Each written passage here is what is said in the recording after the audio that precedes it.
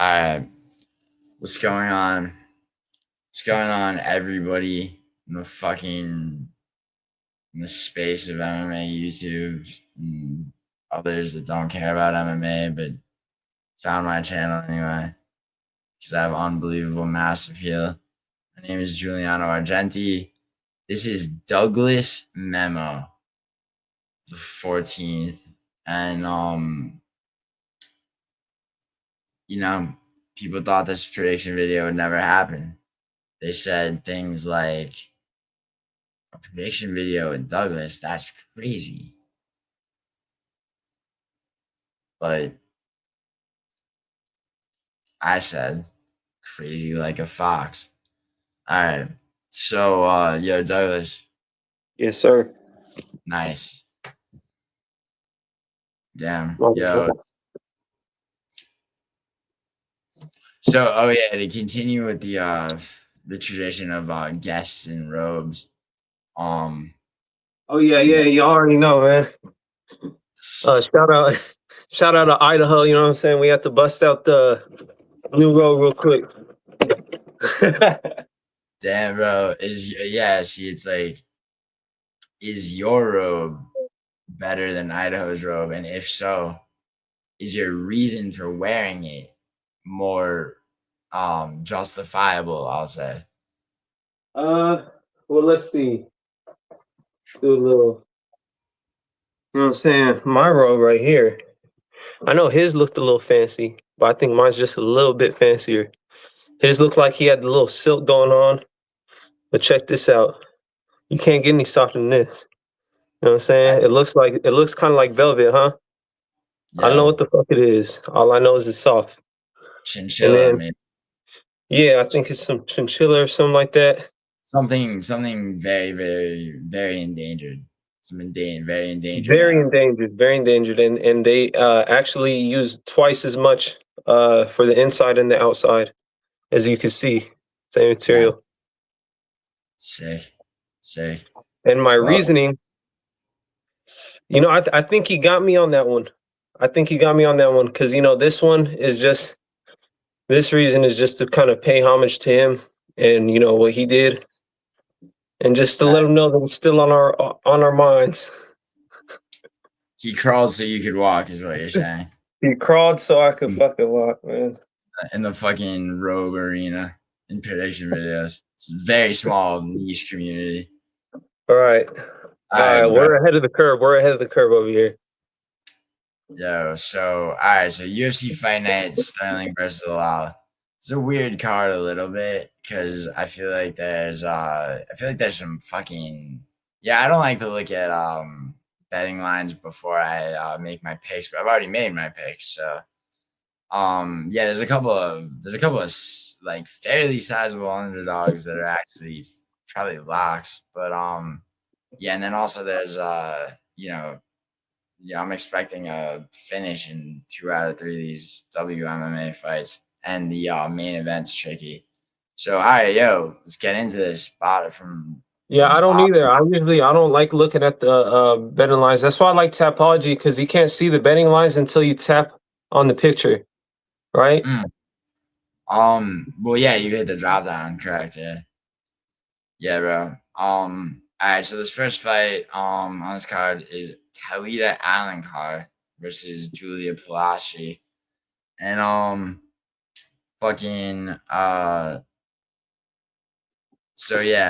basically Talita Alencar, right? 7-1, right? But she's like not her fucking she's basically point fights. I mean, she's got a little bit of grappling in her. The thing is, like, is she the favorite or is Polastri? Doesn't necessarily matter. People on Topology have her like edging out Polastri. I think that's ridiculous, bro. But like, so she did get a sub, against kind of a nothing fighter in her last fight. But like, Julia Polastri knocked out Karolina Kowalkiewicz. She lost the decision to Lupe Godinez, but she's like Palastri's, she's younger. She's got subs. She came into the UFC off a sub on Contender Series. So, she's got grappling too. Oh, she is a favorite. The thing is, bro, it's like Polastri's the favorite? Yeah. Damn. Well, dude, think about it, right? She's she has more impressive wins, but also it's like, bro, I know this is a strawweight fight, but Talita Alencar is like she's like tiny, bro. She's 5'1" and with a 58.5-inch reach. 58.5 inches is like, that's little tiny arms, bro. Polastri's an inch taller with with 5 inches of reach on her. Why that Okay. matters? Stats like that matter sometimes not. Like in this fight, when you're looking at how many strikes each one lands, you got pretty much it's pretty much that Polastri lands. She's landing 6.4 strikes per minute, right? To 2.9 on Alencar. And she's got that reach advantage, bro. It's just like, I can see her knocking her out, but I think it's gonna be Polastri by decision. Yeah. Yeah. See, I had initially said that because I got the fights pulled up, but whenever my shit's inactive and then I like reactivate it, it takes a second to load up. And I have forgot who her opponent was, but I was just kind of surprised just because when I hear her name, like Polastri, like I just remember being not too impressed with her. So I forgot about who she was fighting. My shit just loaded up right now, so I'm about to review Yeah. it. You said it was Alencar though? Yeah, it's the Alencar. She's like, dude, it's like neither one of them's like fucking, fighting for the belt anytime soon. But like Alencar, she's fucking she's like, she's one of those WMMA fighters where it's like win by split decision, lost. She did get a sub in her last fight, but that was against a girl debuting. Mm-hmm. Oh shit, yeah, this Uber Eats is busting my balls. Yo, I'll be right back, dude. All right, cool. You go hold it down. Right. Here, next fight is Max Griffin versus Victor Valenzuela. Like, I'm gonna say right real quick, I think Max Griffin is trash. I think Valenzuela wins, but Yeah, Max Griffin's been on the decline lately, man. Like he used to be like a decently mid fighter, but as of lately, he's really like declined. Like it's not just a couple losses. You could kind of see the decline in his performances. And the other dude, he got decent shots. I think he could probably put him out maybe in the second round. If not the third, I'd see a second round KO though. It's probably what I'm gonna just go ahead and side with is second round TKO. I don't even see him lasting for the third round. But who knows? Because he is tough. He's always been kind of like a sturdy guy, not too sturdy, nothing crazy like Mikhail Olashechik. That guy got a brick for a head. You know, but Griffin he can hang in there, but I do see him succumbing to damage, especially with the decline. You know. I'd probably say his best bet is to try to clinch up, but even if I just don't see him getting it done at all. You're talking about Griffin, right? Yeah. Yeah, word. Dude, Valenzuela, man. The thing about Valenzuela, like if you go to the UFC website, right? It's like, and you look at the matchups, when you're looking at people debuting, right? You see shit like this, right? So it looks like Valenzuela is like absorbing way more fucking strikes per minute than he lands, but like those stats are, I believe, coming off only his Contender Series performance. Also, yeah, they don't really mean much. Those stats sometimes they don't. Yeah, no, yeah. Even like a lot of the time, what the fuck? Yeah, I'd say like more times than not, they could misrepresent what be going on. One fight can significantly change them stats quick. Why'd my camera go dark? What the fuck? I don't know. I thought you turned it off. Nah. Yeah, I can't see you. Alright, hold on. Let me see. Yo, I'm gonna go out, come back in, alright? All right. stay on here because like I don't want this shit to. I got you. Yeah. Just excuse our little technical difficulties. We'll be back. Stay tuned. In the meantime, let's kind of review the next one because I think he sided against Griffin, if I believe. I don't know if he gave his full breakdown Yo, or not. yeah. Oh, he's back. Sorry, I had to. Dude, sometimes like if I need cigarettes, right, I'll like order some shit on Uber Eats and just like message the dude and be like, "Yo, I'll slide you $20 to get me." That's tight. That's tight. Cut out the middleman. Cut out the Postmates. Yeah. Again, all right. So, yeah. All right. So, yeah, Max, dude. So Max Griffin, right? Like, all right. So both Chris Curtis and Jack Hermanson, right, at like 37 years old, went down to 170, which it made no sense to me. Right now, like Jack Hermanson, after getting knocked out at 185 by RoboCop, right, goes down to 170, and same thing happens to him by oral by. Chris Curtis goes down to 170, fights Max Griffin, barely wins. It's kind of sad to see. Split decision. But that's like, so it's like people are like, oh, Max Griffin took Chris Curtis to a split decision, but it's not. It's just Chris Curtis drained the ball strength, right? Before that, he got subbed by Michael Chiesa, won a split decision against Jeremiah Wells. It's like, yeah, he went the distance with Michael Morales, but he's getting pieced up. Split decision win against Tim Means. He's never been good, bro. You know what I mean? Mm-hmm. Like,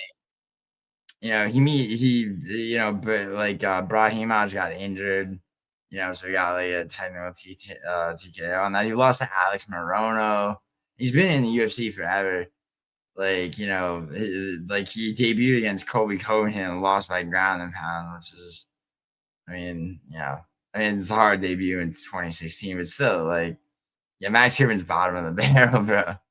And Valenzuela, like, so, and also Max Griffin's 40, right? So Valenzuela, he's a lot smaller, right? Like physically.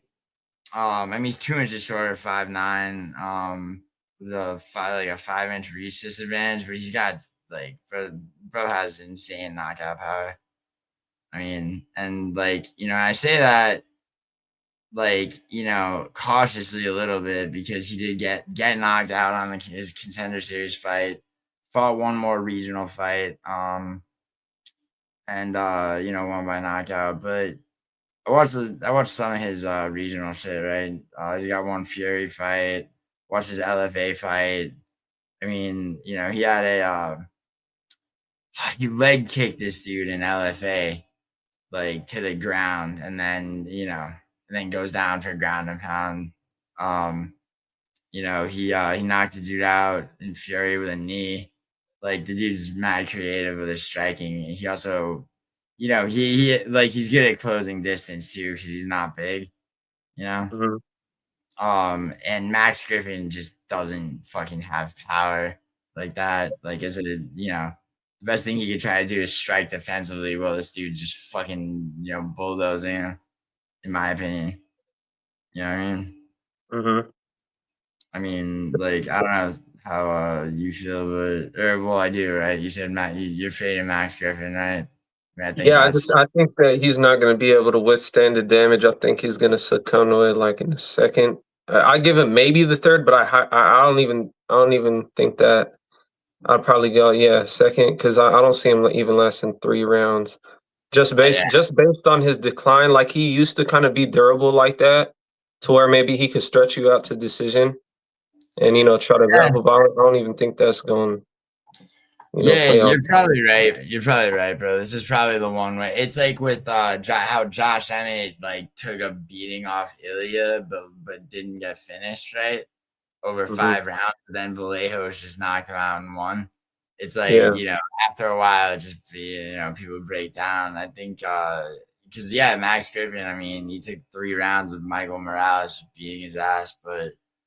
Yeah, either way, bro. I think Valenzuela by KO probably second or third round. Yeah, you got to be careful with people debuting, but at the same time, Max Griffin goes a stepping stone for sure, in my opinion. Yeah, at this point, I mean, he kind of was like even when he was before his decline, he was like a solid mids fighter, but he was just never really more than that, you know. Yeah, I mean, let's be honest, bro. He's a fucking can, like, right? Like, Yeah, especially now at this point. yeah. In his career. All right. So next fight, Francis Marshall versus Lucas Brennan. So this fight, so Francis Marshall, right? He had a debut against, no, it wasn't his debut actually. I'm wrong about that. I didn't know who he was until he fought Myron Santos, right? Now I locked Santos in that fight. Santos definitely lost and won a robbery split decision. So I benefited, but still, I mean, Francis Marshall put it on the dude with strikes and everything. Then in his last fight, he subs not Eric Silva from the days of old UFC. This is the other Eric Silva who he Marshall subbed with a rear naked choke. Um, Marshall it was looking rough for Marshall for a while, bro. He was let me see. Yeah, he was yeah, I mean, well, okay, so yeah, he won a decision over Connor Matthews, who's trash in the contender series, and then he debuted winning a knockout. Lost a split decision to William Gomez, which is respectable. Bulgarian knocked him out. Won a split over Dennis Bazucha. So he was kind of like swinging in the wind, bro. But like that last fight, bro, that first round rear naked choke was pretty sick. Which means like, cause I mean, he'd been like, he had a lot of regional subs, but like in the UFC, he'd been mainly, striking. And, like he was one of those guys that like, kind of let his opponent dictate the fight. And then in this last fight, he just fucking looked aggressive. So he's like, with Francis Marshall, I think that's a guy that gets better with each fight, which is like, one of those things I look for when I'm, trying to size up how he's going to do against, this opponent. And this guy, this guy, Lucas Brennan, is like fucking nickname Skywalker, as in Anakin Skywalker, as in, you know, a poor lost soul that we know. But but, but yeah, Lucas Brennan, bro. It's like okay, so he was in Bellator, back in the day, and he was killing it in Bellator for a while. He was undefeated. He was getting first round subs, a couple of one first round knockout. Then he goes to PFL, loses. Then he fought one Fury fight, loses that. And then this fucking promotion, XKO, was it? Yeah, XKO, which fucking, I feel like I know what that is, but I didn't. I'll be honest, dude. I didn't watch those two regional fights of this guy because honestly, like, looking at his opponents, he fought a 6-5 guy first. His like most recent opponent in that, this guy Joshua Weems, I mean, looks like all right, but like, I mean, it's like this guy's not ready for he didn't have a contender series fight. I mean, I'm not really sure why they signed him to be honest. I mean, who knows? Maybe he'll fucking knock out Francis Marshall, but I seriously, there's like nothing to indicate that he's even ready for the UFC. In my mind, Marshall seems to be getting better, but I don't know. I mean, I Yeah, do. I do agree with that. He actually impressed me with his last performance. Fucking and the Yeah. other guy, like his competition, bro, is like Yeah, let's just exactly. Right. like yeah, he got that knee, but like let's just put it that I don't think he has proven himself to himself yet. That Yeah, makes sense. he's one of those last generation Bellator guys, right? And it's like a lot of those guys, like you're talking about, even the top guys, like the champions have looked like dog shit.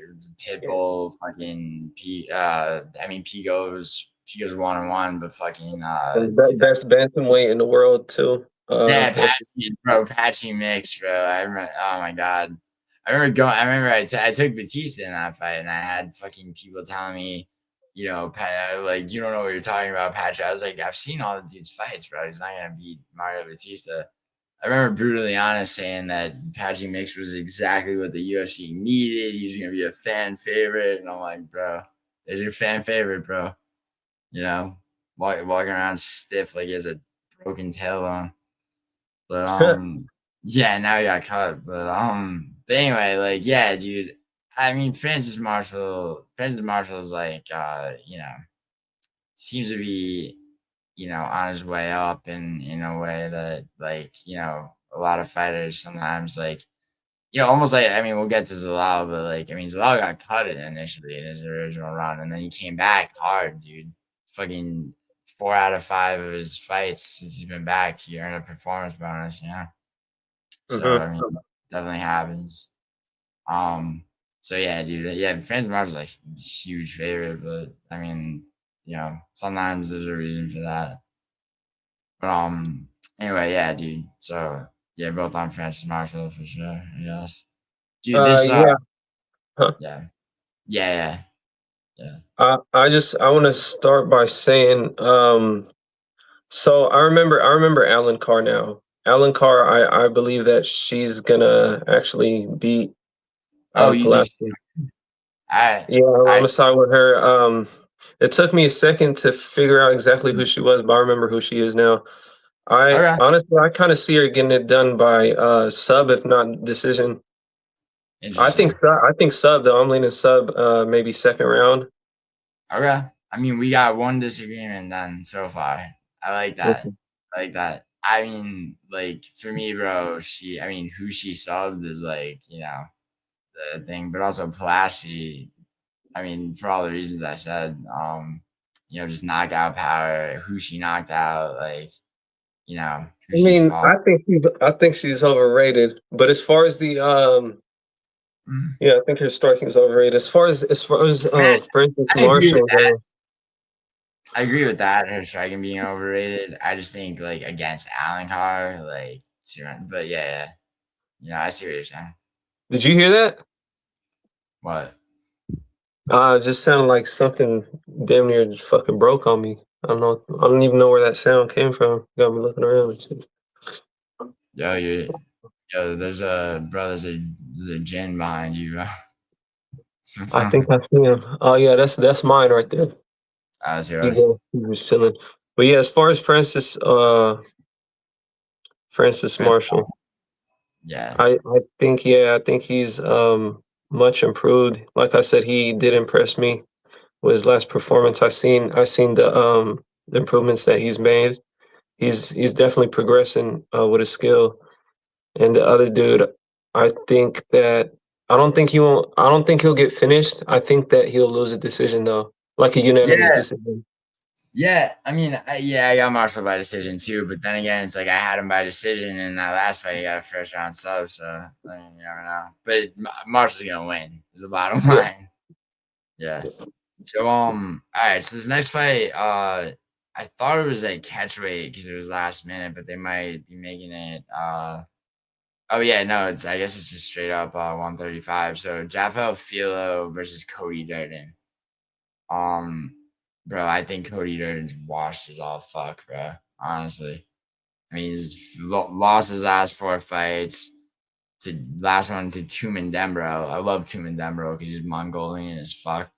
And then before that, you got choked out by Nascimento, knocked out by Jose Ochoa. I mean, he went the distance, but lost to Joshua Van.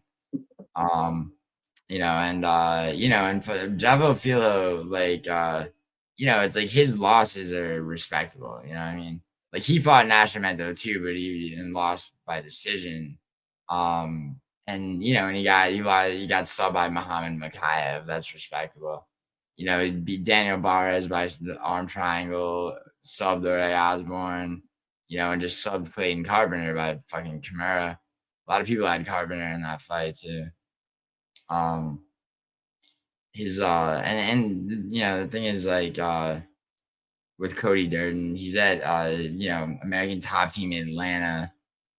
and it's, who else trains out of there?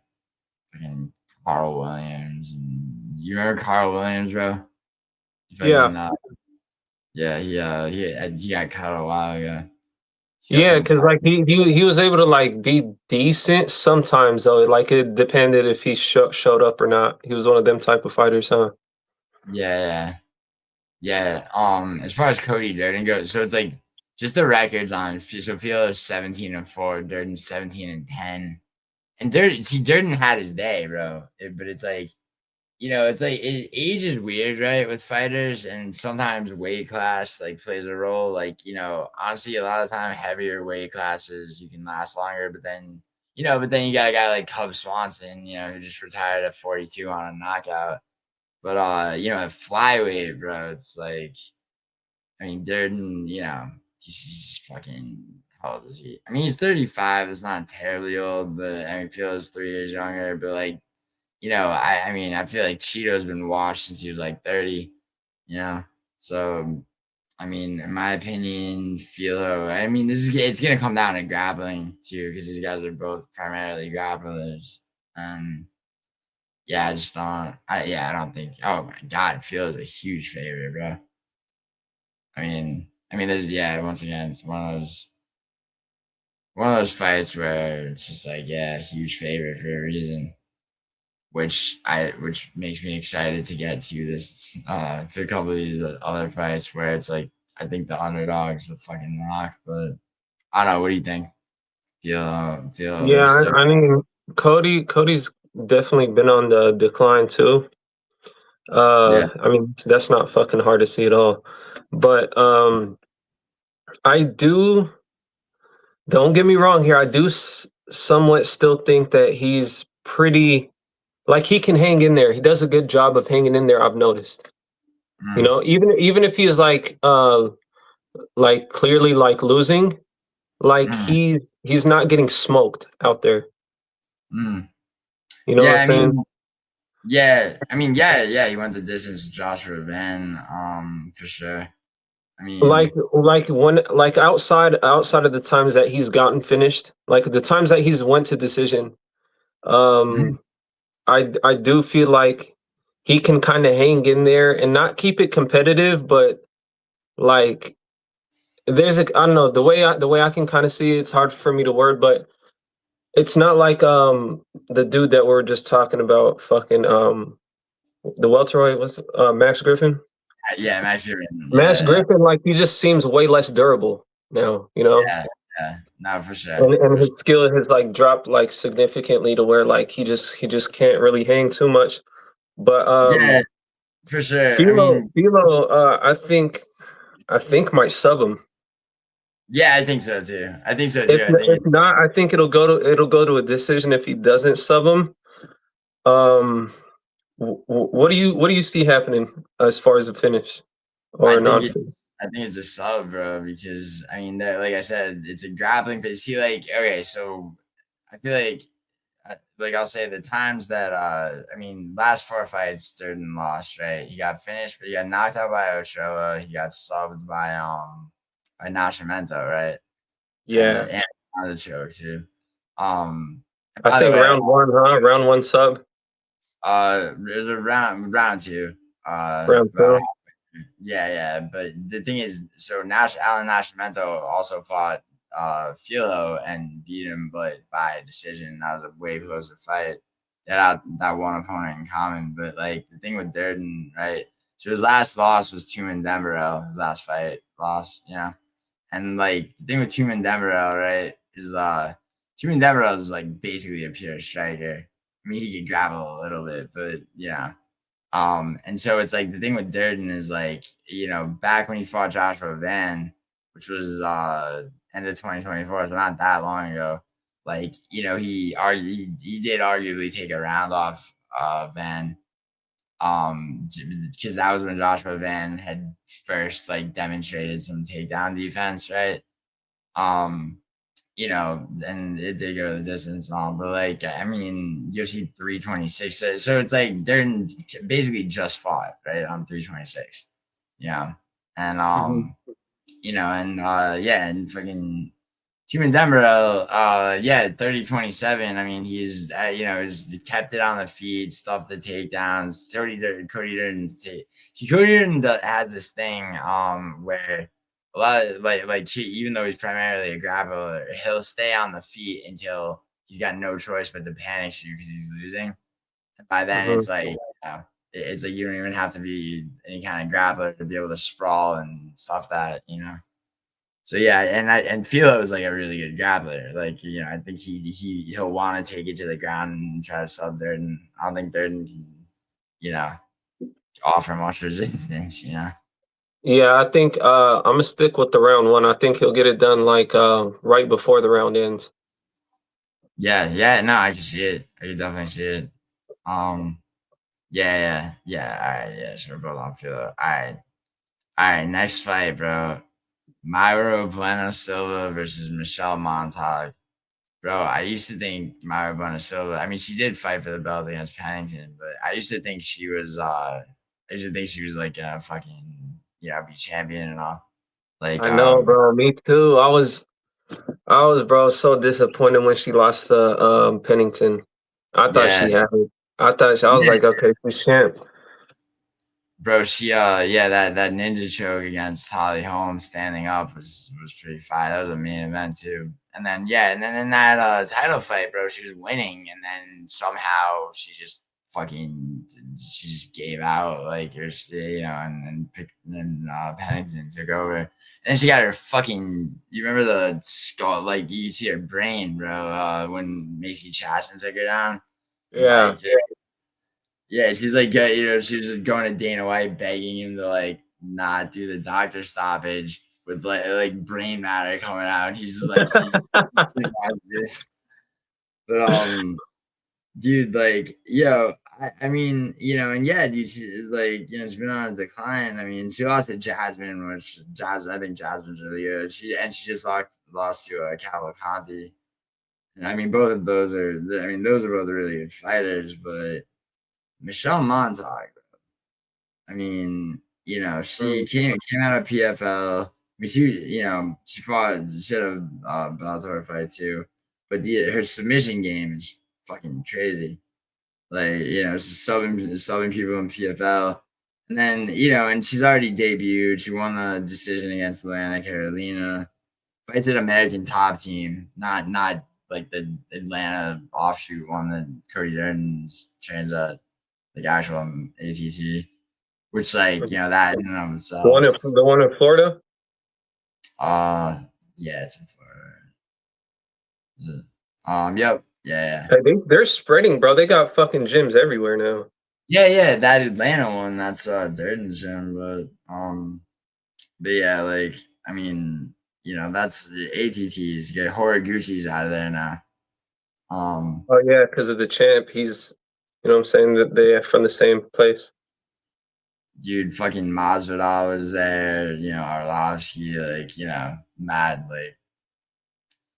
fucking actual legendary fighters. Yeah, Dustin, fucking Masvidal, Kobe, everybody. Yeah.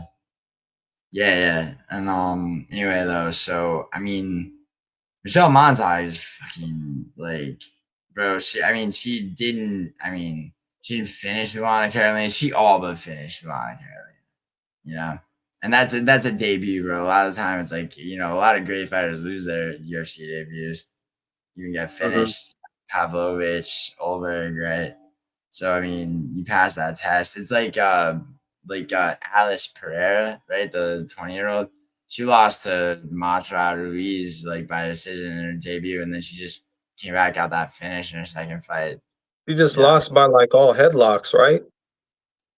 She was getting a little bit outstruck, and she was on the back foot, but she was 19 years old fighting a fucking 38-year-old or whatever. That's and they threw that to her in a debut, but just now she's fucking she's won by TKO. So I mean, so what I'm saying is so if you're winning your debut, right, in the UFC, usually doesn't pan out as well as some people that have lost.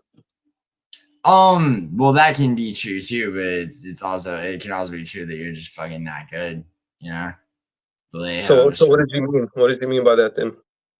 Oh, I'm saying that I like thought you were talking about that. I'm saying that like basically she's already made the adjustment to the octagon and proven that she could win. That would be Okay, my only okay. like if she was debuting against Mayra Bueno Silva, I'd be less like totally confident, Mm-hmm. probably. But yeah, dude, I like the way she strikes too is very like and her really it's her grappling, dude. I mean, she showed like she was thrashing Carolina to the ground, you know. Yeah, I mean, see, this is like one of those matchups where it's like stats actually, say something like, takedown average of 5.0 versus 0.5 for Mayra Bueno Silva, 71% accuracy versus 23%, you know. So, I mean, even if it doesn't, see, I think she's going to win a decision probably just because Mayra Bueno Silva is going to be able to just stop submissions.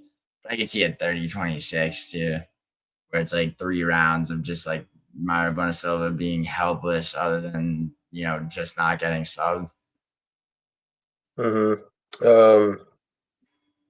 I think I'd have to agree with you. I'd say she'll lose a decision. I Mm. mean, look, there is a chance that I do think that maybe, just maybe she can try to pull off like a Hail Mary, just unexpected submission. But I think that Like a save um my career, like don't call me type of performance. Yeah. yeah, I think the other chick though, I think she's pretty disciplined to like, not get ahead of herself or overzealous as they say. Yeah, yeah. So I do Yeah, see her cruising to a decision. yeah, it's also, bro. It's like women's bantamweight is a lot different. That's where you see like, that's where like you see some shit you don't see a lot of the time in other divisions. Unless you're talking about Alexa Grasso or somebody really specific, like if you're talking about Yeah. WM, like because there's a women's bantamweight fight up this card actually, like that. That's gonna be dope. But yeah, man, it's like people fade WMMA, and then like I get why, but like in my mind, there's like 15 or 20% of the roster of women that justify the whole WMMA in general, and like Michelle Montague, she looks like she might be one of them. And like, by the way, I'm talking about like Alexa Grasso, Jillian Robertson, you know, like Jasmine and people like that.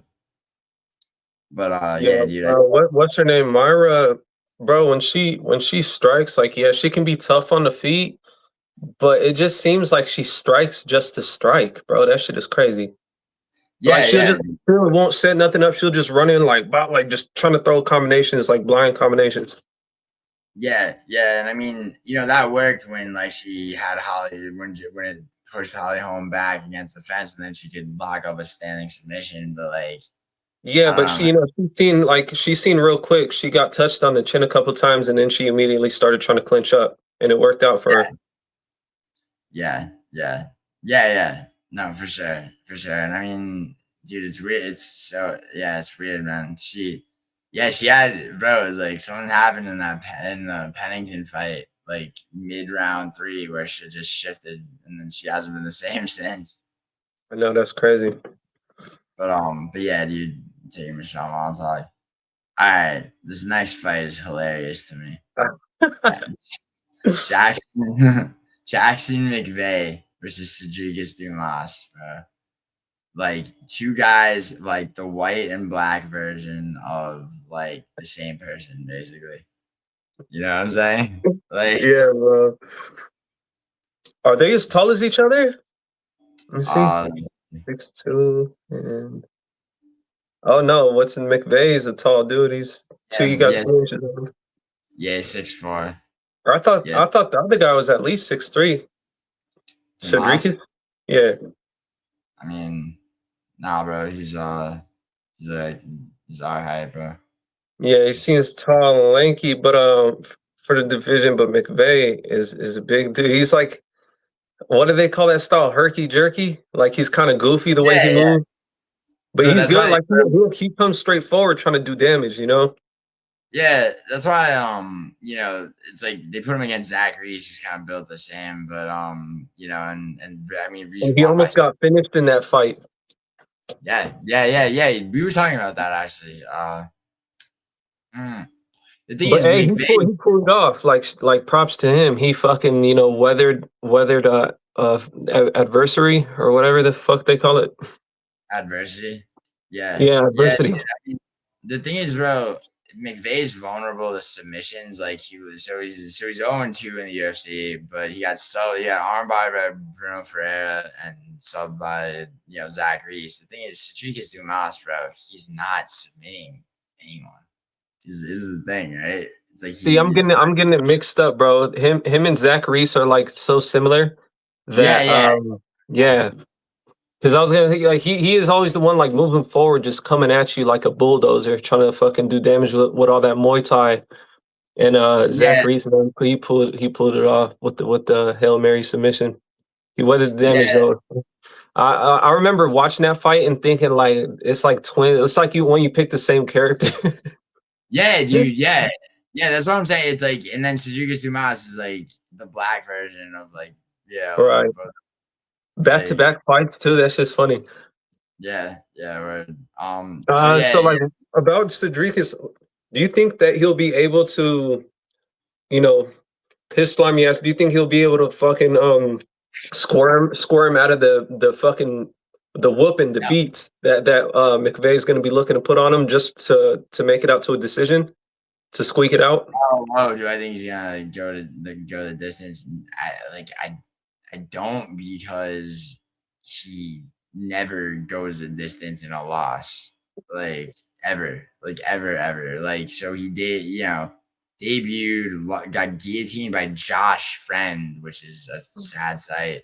Knocked out in the first round by Ruzaboyev, of course, right? Knocked out in the first round by Oleg Sejchuk, guillotined by Dante Johnson, who nobody knew could grapple. He would have lost to Zach Reese, okay, but he got all soccer player faking an injury, and that was a no contest, like prolonging that contract. Yeah. He's I mean, I don't want to be like he's garbage, but I'm saying that Sedriques Dumas is garbage when it comes to everything, honestly. I mean, The only like place that I think that would benefit him in the fight is I do see him being quicker than McVey. And maybe, yeah. that's what I'm trying to decide on, like if he's gonna be able just to kind of. But it's like he doesn't have the power to make that like matter. Like it's like for that, it's like it's not like a Michael Venom Page where he could like kind of circle like and just outstrike and point fight. It's like sooner or later McVey's gonna grab his ass or like fucking just barrel in with strikes, because McVey is taller, but he's got a reach disadvantage. So even to he's got to to connect, he's got to be he's got to go up the middle a little bit. Yeah, well, I doubt he's going to barrel in because of the way that McVey is going to be barreling in on him. I don't think he's going to want no part to do with that, bro. Yeah, I meant McVey is going to barrel. Oh, okay.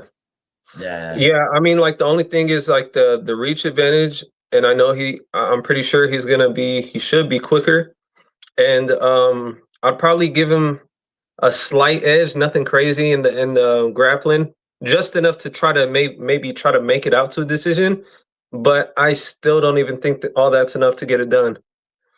I think he's either going to lose a decision. I know he's never lost by decision, but I think if he doesn't get finished, I don't even see him winning a decision. So I'm definitely going with Bay for sure. It's so hard to see Sedriques Dumas winning fight. Do you remember like how he was doing all that social media shit because he like couldn't afford? He said he had $13 or whatever. He's got a rap sheet a mile long, and then he tried to walk it back by making another video talking about he's responsible for his actions and stuff like that. Well, yeah. Well, obviously, and that's why he needs to fight more and shit. Yeah, and it's like, but it's like how good of a camp could he possibly have before any fight? Like, like, maybe, it's like he's on a chopping block for sure too. Like, to get, but it's like that, it's one of those things where it's like so many people are like, oh, he needs it. Like, people will pick, they'll pick a fighter a lot of the time, or they'll make it on trying to make a case for somebody like, oh, he needs this, but it's like, yeah, but like, that doesn't, there's a level of skill that you don't just acquire based off like, oh, I need to win this fight or I get cut, right? And Right. then also If that was it's the like, case, nobody would be getting cut. yeah, and then it's like as if the other dude doesn't need it too, right? Like McVey's 0-2 in his UFC career on probably a 3-fight contract. He needs a fucking he doesn't need a split decision or a decision. He needs a spectacle finish to get re-signed. So it's like, I'm gonna like I'd probably lock McVey, honestly. Probably. Yeah, he's I don't know if I feel comfortable locking him, but like I'm borderline almost comfortable too. Yeah, it's just it's almost more about Dumas having no chance than it is about McVey being good. You know what I mean? And that's exactly why I see it possibly going to decision, even though what's his face? Sedriques never really loses a decision or goes to decision. Yeah, he in his last win was Dennis Tolulian, and he went to decision winning, but losing he gets finished. Oh yeah, losing because I know he'd be getting finished, but that just that alone, like I know he's McVey isn't that good to possibly finish him. I think he has a good chance, but I do see also a chance of Sedriques just doing barely enough just to kind of stay alive in there. Yeah, that's the only reason I'd say decision. I'm actually stick with that. I'm gonna say that McVey's gonna win the decision. If I'm gonna be honest, bro, like I might change my opinion. I had a submission round. I don't know why the fuck I had submission round. Oh, I actually, yeah, you know what? Fuck it. I could see him pulling off a submission. Yeah, I could too, but it's like, yeah, you know what? Like, yeah, we're both on McVey, but yeah, you just changed my mind. I think it'll be a decision just because like McVey, like so I think McVey, like he might be looking for a spectacle. I don't know if he's capable of it. Maybe he is, but like, decisions probably the most likely thing. But anyway, yeah. Either way, McVey wins. Sedriques Dumas, You changing anything? Because I actually don't see submission being a bad pick at all.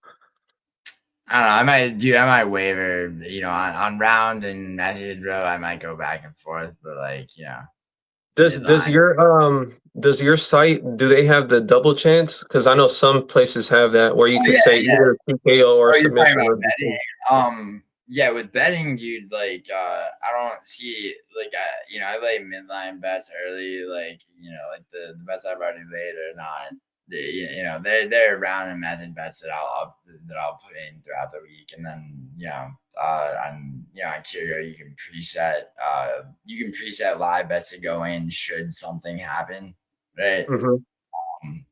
Meaning like, okay, so it's like if for example, like on fucking like I'm trying to think of a good example. Okay, so like I can't think of a specific one off the top of my head, but like let's say it's fucking like that like it's gonna be a decision win for one fighter if the first round. Oh, actually, you know what? Alexander Hernandez versus Rafa Garcia. Okay. So so in real time, right? It's already preset, right? I have it set up to where if that fight goes past, like if that fight goes to a third round at all, then money goes in for Rafa Garcia by decision. Mm-hmm. So it's like it does it on its own. It's like that's why I'm so mad that UFC or that YouTube killed my Curio sponsorship because But yo, all right. So because of that one reason. no, it's because it's because fucking YouTube is it's like if you're if you're not in bed with the gambling sites that they fucking do business with. It's political. Yeah, and they'll switch up on people to where like a bunch of people had MyBookie sponsorships, and then just overnight they got like YouTube were like, yeah, you're in violation. It's like, what the fuck violation? What because I heard a couple people got hit like that. It's fucking crazy. Yeah, it's pretty bad. It's like, why'd y'all even allow it in the first place then? If it was such a big deal, but you guys allow it with other companies? Yeah, because the thing is like YouTube does business with like a lot of them, and so it's like it's like they're trying. But they didn't frame it that way. The way they framed it was because of what it was, right, or some shit. Yeah, it's the demonized. Yeah, that's where the fucking like annoying hypocrisy comes in. Cause it's like, oh, this is your fight. You're promoting, but it's like, oh, it's okay if I'm doing that through DraftKings or Prize Picks, but not a site that isn't super corrupt that won't fuck you, or one that will. That's just not those two. It's fucking annoying. But all right. So next fight, Rodolfo Vieira versus Eric McConico. Damn. Rodolfo on this one. Yeah, I'm going Rodolfo as well. Eric McConico though is like, bro. It's like there's a why does he piss me off? There's a reason. It's because I thought he lost the fight to Cody Brundage and they went split for him. Yeah, he got knocked out by Ruzaboyev, of course. Dude, Ruzaboyev's an animal. Oh, I can't wait for it. He's matched up with somebody, but I was so mad about that Brian Battle's fat ass missed weight and that fight got canceled between Battle and Ruzaboyev.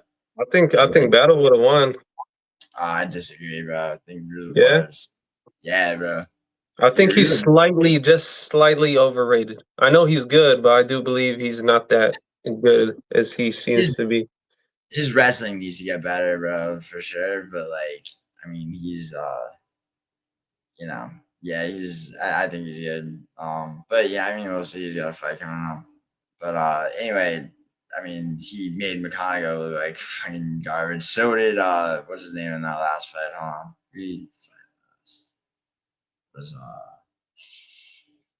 McConico fought. Yeah, so McConico's 1 and 2 in the UFC by way of Robert, I think, in the Cody Brundage fight. Oh yes, Sedriques, undefeated dude. Beisinger Sedriques. He's the dude that debuted against that other guy that was debuting that put up more of a fight, than people thought. And then fucking Sedriques was just like, all right, I gotta take this seriously. Because regional dude used to knocking people out easy. But and then he fought McConico also the right hook knockout. Dude, fucking McConico fights at MMA Lab, so like that's O'Malley. It's not Jim. Right? Yeah. Yeah, right. MMA Labs. Yeah, Jakar close. Okay. Yeah, Clayton covered. Yeah, a lot of the MMA Lab people are pretty mid, but I mean, you got some actually really good fighters. They seem to be like on the like improving slightly, huh? Like as a team and shit. But like nothing drastic. Like I think they're pretty close as a team though, from what I've seen. Yeah. Kyler Phillips is also there. I mean, dude, like fucking Mario Batista might be the best guy right now. I mean, aside from him. I think Batista might beat O'Malley actually. Honestly, I was thinking about that. I mean, Eamon Zahabi's not going to beat O'Malley. I don't think so. But yeah, but I think, dude, I don't think O'Malley's crawling back anywhere near even a title shot. Bro, he better not fumble. Oh my god, if he fumbles that's gonna be fucking. Oh, he's gonna beat Zahabi, but I don't think he's gonna finish him. Like, imagine if he fumbles it. Bro, imagine Zahabi hits that perennial in there like Cheeto did. Fucking all Finishes those off with elbows to the forehead too. all those senators and the senators and their wives sitting there in the White House car. Oh, his foot seems to be flopping limp. Bro, losing to a Canadian too on top. Yeah, bro. That I would mean, not be a good look, bro. dude, there's a couple of Canadian guys, Jordan, Zahavi, obviously you go back to GSP and shit, but like, yeah, most of them make me, Mike Mallet makes me sick. Like, the corniest, like, most it's like, oh, Mike Mallett's ranked now. It's like, okay, until let him fight anyone in the welterweight rankings and probably loses to Leon even. And they'll probably give him that matchup, bro. They've been giving him sweetheart matchups forever. Well, guess who's he's gonna fight Kobe next. Watch. They took Kobe out of the rankings, so I think he's gonna like return because I heard them kind of offer because I know Kobe wanted to be on the White House card, but that ain't work out for him. He was pretty mad. You know why it didn't work out? Because Donald Trump left, going into like the third of a 5-round fight where he lost to Leon. Can you imagine? And then he got beat the fuck up by Buckley. He got saved in that fight. He truly got saved. Yeah. Word. But in this fight, dude, Rodolfo Vieira, I mean, he's Rodolfo Vieira, I mean, yeah, it's like Bo Nichols just knocked him out. He lost the decision to Petrosky.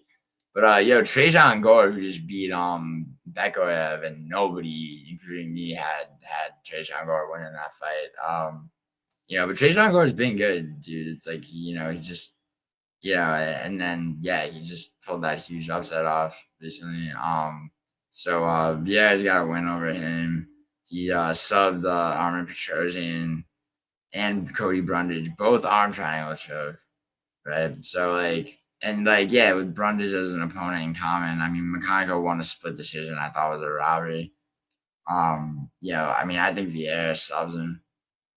McConico. I mean, it's like, I'll probably see him subbing him too. I was trying to figure out maybe like if it was going to be like a decision or even a TKO, like ground and pound. That could happen too.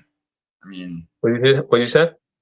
I said that could happen too. Like, Vieira's looking for a sub or like just gets him on the ground and just wins by kind of ground and pound TKO.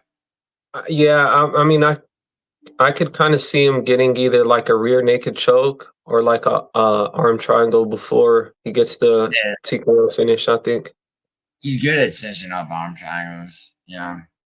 Like he did to Brundage, and Brundage is a wrestler. He did to Petrosian. I don't think does McConico have any ground game? I mean, like he had a couple of RNCs regionally, but like who doesn't? To be honest. Yeah. Like he's not like helpless on the ground, but like I think he kind of will be versus Rodolfo. Yeah, especially if he's on bottom position and a guy who knows how to cinch up an arm triangle is going for it. Like, I think his best bet would just to be like to catch him with something lucky and put him out cold. But I highly doubt that, though. I don't see that happening at all. Because even if he like drops him, let's just say, I do see him getting caught with something on the way down. Yeah, I don't even see him dropping him though. I mean, he's like strong, like in that Brundage fight. Like, he's good. His takedown defense is like decent, right? I mean, against the cage, the dude trying to like get underhooks and shit. But like, I mean, Vieira is a different type of like Vieira try for a center octagon takedown, kind of, even though he's Brazilian, kind of Dagestani style. Yeah. But I got Vieira by sub. What round? Let me see what round it is. I'm trying to decide between 1 and 2.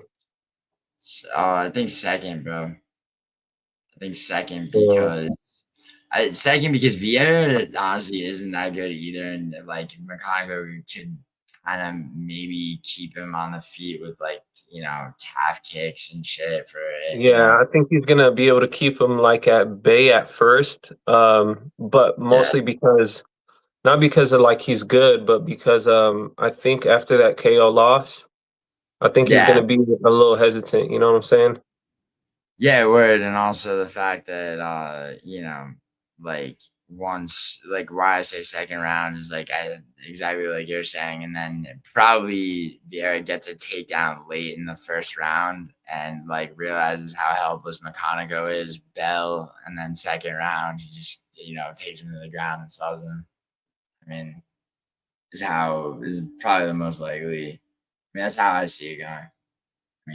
There's a bunch of ways it could go, but that, Yeah, I'll go with the second round too. Second round sub. All right, this next fight is why this next fight is exciting. People go, why would you be excited about a fight between Marcus Buchecha and Ryan Spann?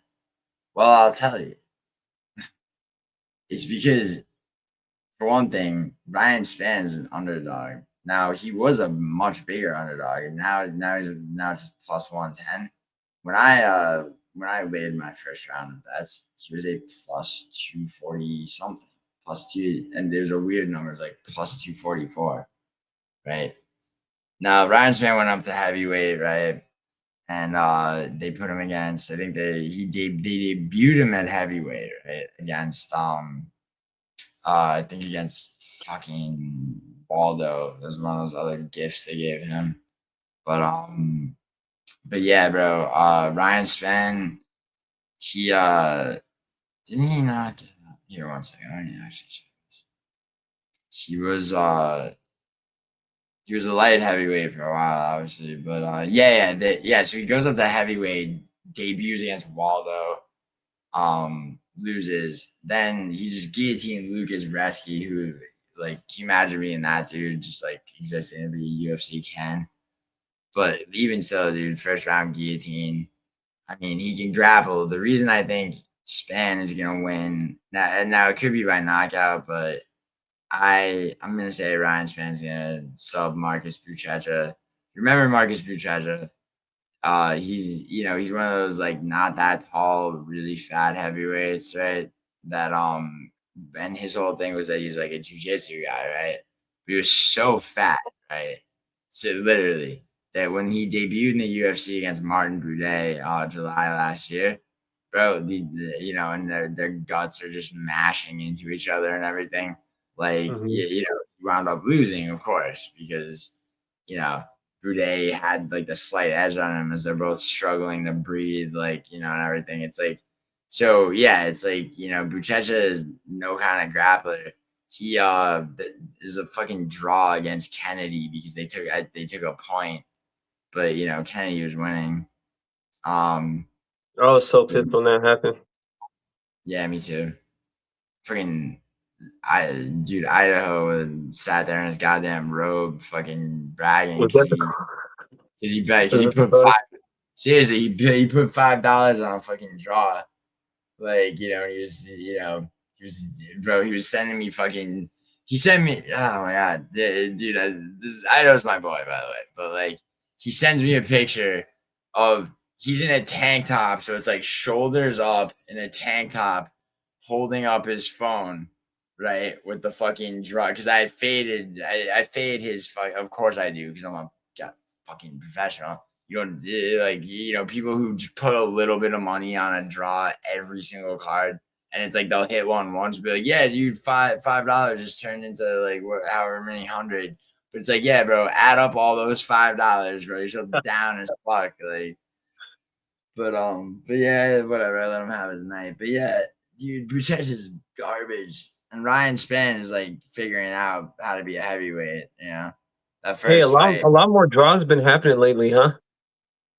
Bro, yes. And it's because of Derek Cleary mainly, that judge, but it's weird, bro. It's weird. It's like there's a token draw every card, bro.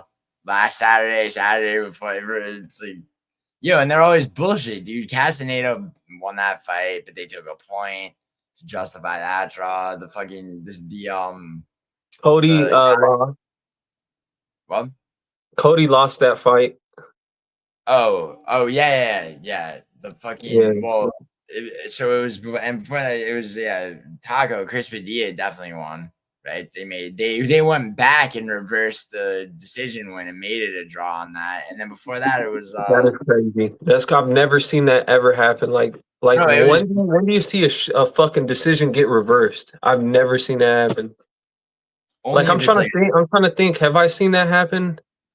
a drug test later and it gets a no contest, but not like that, bro. That shit was that was abysmal. And then before that, it was they just straight robbed Yanez against Simone and made made it a draw.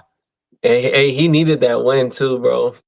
That would have been a good win for him right then and there, you know? Yeah. That would have been a big ass upset too. Yeah, and I picked. I mean, it's like I picked I Simone had to. Simone winning. Yeah, dude. Fucking and Taco, won that fight too against Medeiros. God damn it, yeah, dude. If there's a draw on this card, bro, I'm gonna contact a certain judge, like with hostility. Excuse me. I did. But yeah, dude, I think Ryan Spann is going to win by first round submission, honestly, against Marcus Buchecha. I mean, it can, like I said, it could be a knockout, but I think What with the guillotine? You see him getting the guillotine in? Could be a guillotine, could be, could take the back and get a rear naked choke as as he strikes him to the like a club and sub, like you said, like or as they say. Um, Probably that, honestly, like because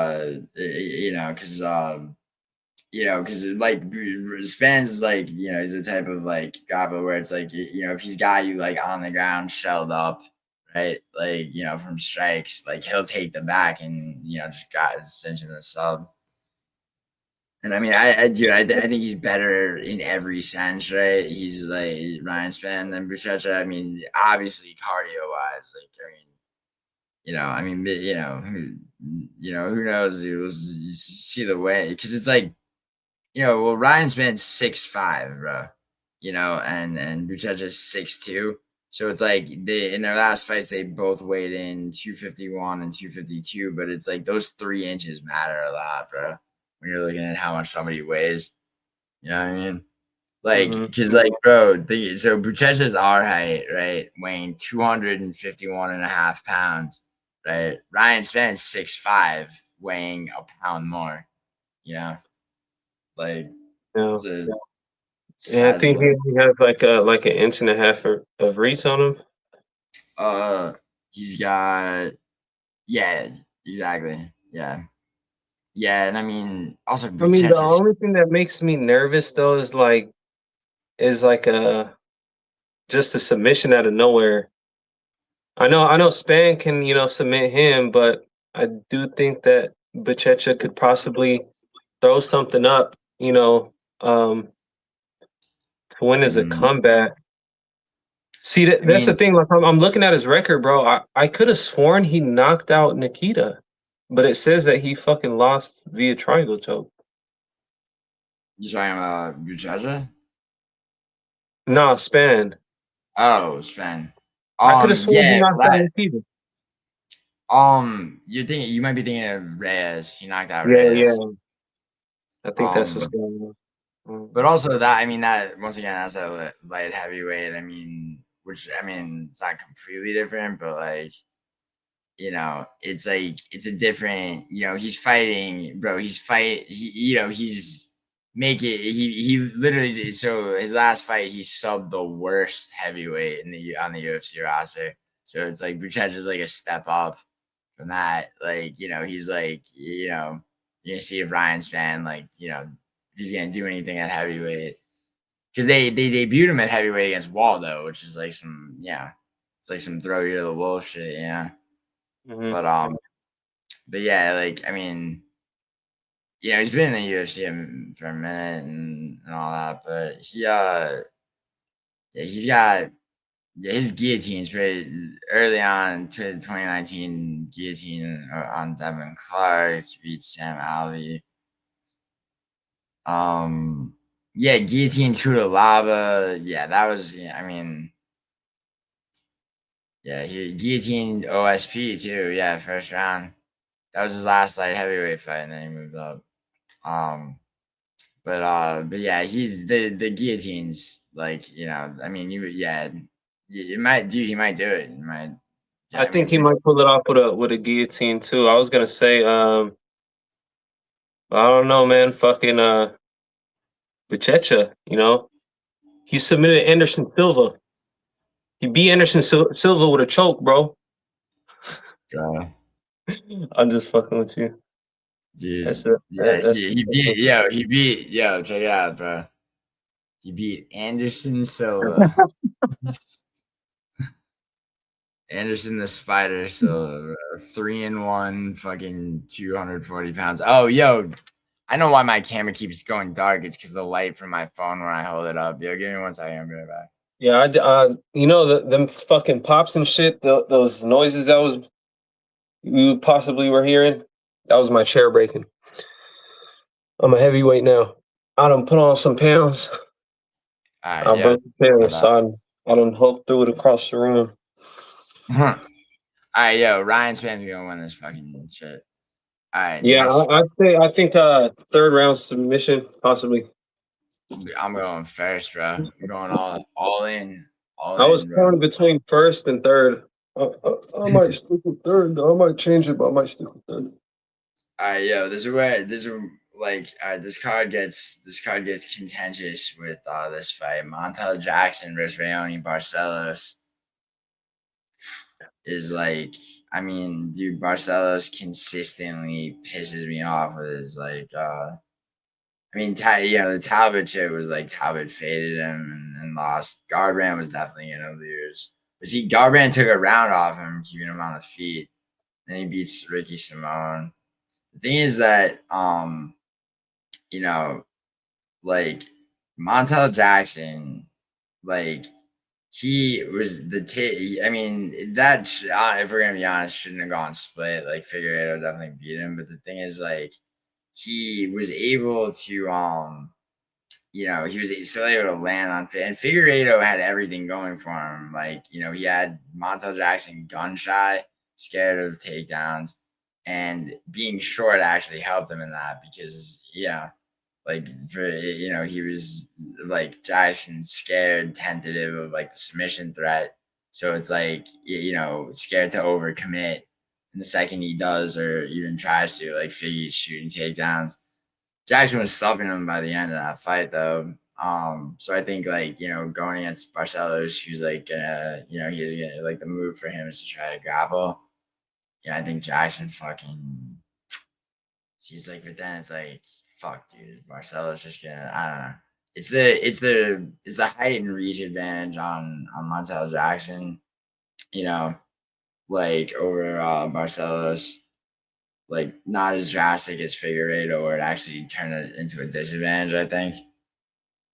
Like, I'm gonna take Montel Jackson. I think he's gonna try to play shots well, so strike at range and sprawl takedowns. Like, Yeah. Fuck. This one's a tough one. it's tough, right? Yeah, Yeah. yeah. It's See, like Montel, I think he got like the biggest hands in the UFC or some shit right now, right? hands. Like, how do you mean? Like, physically biggest hands? Yeah, like the biggest, like glove size. I think I know he's a little guy, but he's a little shorty, but he got some big hands on him. He's got a reach that's like what's his reach? He's got a 75.5-inch reach, bro. That's 4 inches, 4.5 inches longer than Paulo Costa, bro. You just went up to light heavyweight. This is a bantamweight. So yeah, I mean, Uh, Barcelos really impressed me with the win over Simone. You know, yeah. uh, I mean, I think I'm gonna go with Montel by decision. yeah. Yeah, I mean, I think like Because Marcelos is kind of slick with that boxing too, bro. Like the head movement and the little, like he can get up in yeah. there for sure. But I don't See, think it's gonna be enough. I think Montel can like just edge him in every area of the fight. I think yeah, just if barely. it's I think it's gonna be a competitive fight. yeah, definitely a competitive fight. The thing is, like, I hope Barcelos tries to box with him because then Montel's gonna win. But like, like see Raoni's smart, right? What he does is like, he strikes like maybe in the pocket, does like tries to avoids like getting fucking knocked out, and then shoots a double leg at close range, kind of like Peter Yan style. The thing is like, Jackson's got, after the Figgy fight, dude, Jackson's gonna like he's gonna be wary of like, getting taken to the ground, and then because the way that made him gun shy the rest of that fight. Um so yeah, I mean, and it's like last time it's been 2 years, 2.5 years about since Barcelos got a sub. That was Christian Quinones, who's kind of ass. Yeah, is that his only finish? No, Christian. Who the fuck? 2019 Barcelos. Carlos. Who the fuck is this guy? Carlos Watson from Peru. I do not remember this dude from 2019. Hey, so did you have him or Davison? I had Montel, bro. I thought Montel was gonna get that one. Yeah, I had Montel too. Yeah, I remember talking about that actually. Yeah, I had Montel too going in. I mean, and like, because Figgy's been on a decline, bro. I mean, for real.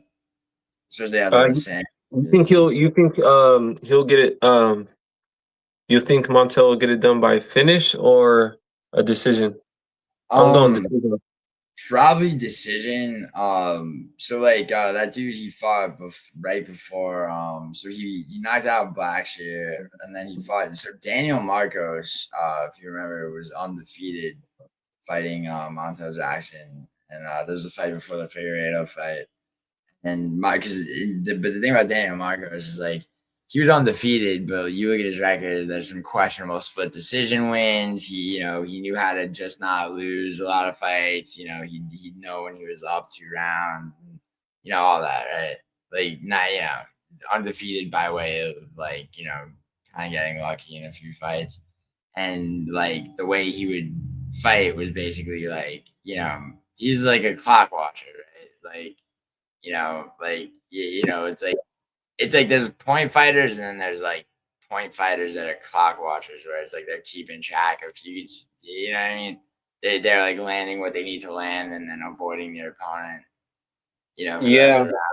Shit like he can that. Like tend to do that sometimes. He can fall in that habit, but yeah, I'm saying yeah, Marco like that, and so like and that was the thing is like Jackson was like, nah, he didn't give him a round at all because but he, dude was just not getting. I mean, dude was doing everything to not get landed on, and so, and Jackson was like, nah, bro, you're not gonna outstrike me and then fucking circle out and basically run away. So it's like, he didn't have, he didn't really have a chance to set up knockout shots in that fight, but like he still won. I think he's like a more intelligent fighter than people give him credit for. But yeah. What worries me is the reach, but I can kind of see how it can maybe be used against him by Barcelos, but like yeah, that's what not for the entire fight. Like at moments, I think yeah, and that's kind of what has me teetering. Like, look, if he doesn't finish him, if this does go to a decision, I do think that it'll probably be. I'm gonna just go ahead and say I think it'll be like a fight of the year contender possibly. yeah. I think it's a Yeah, good possibility. I mean, I can see that because Barcelos' striking isn't like to be ignored, and he's It's there. it's He is really better. not, bro. I slept on it before, and I was just like, damn, like he blew me away with that one performance. Yeah, Yeah, he's got, he's got, yeah, like, he's like, he doesn't really have knockout power, but he can put it on somebody with strikes and win a decision. Obviously, and yeah, bro. I mean, I can see that. He's durable enough to not get knocked out by Jackson. Jackson does have knockout power. Like, Yeah, he does. I'm telling you, he got like the biggest hands in the UFC. Bro, do you remember that Blackshear knockout 18 seconds into the first round?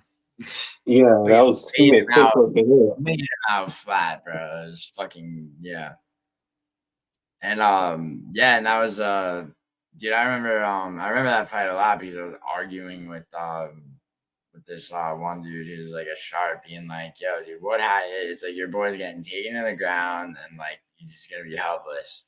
And then like Blackshear takes 2 steps forward and fucking he's flat on his back because Jackson fucking just bang long ass right straight with full power on it. Yeah. But yeah, so I got Jackson by decision, but it's gonna be, I mean, it's an iffy fight. It's gonna be interesting. Yeah, I'm going the same by decision. I say by decision too. See, like I don't think he'll be a title contender, but I think he'll almost become a title contender if that makes sense. I think he'll fall just short of title contention. I think highly of Montel. I really do. Yeah. No, yeah, for sure.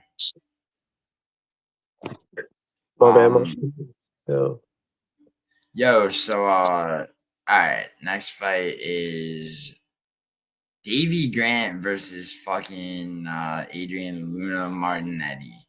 So Luna, well, I'll say Davey Grant first is Davey Grant was a guy always where it's like he was a brawler, right? And he had high output, you know, kind of without the power, although, you go back over his record, he's got a couple of knockouts. So the most impressive was Jonathan Martinez, but that was 5 years ago. Dude's 40 years old. And honestly, like, he beat Damon Blackshear, like stuffed the takedowns, but Charles Jourdain subbed him first round in his last fight. I think, and that was right after the Blackshear fight where you're dealing with the guy who's trying to take you down. So it's like, Jourdain's got a special thing with that guillotine, but Davey Grant, bro, it's like, like power's the last thing to go, but like, and he's got old man speed and power, But bro, fucking. So Luna is the guy that fought Mark Vologden in that Contender Series like war. And both of them were just beating the fuck out of each other, bro. Like, to where they both got signed and all. And then Vologden just fought Castaneda, and it was a fucking draw.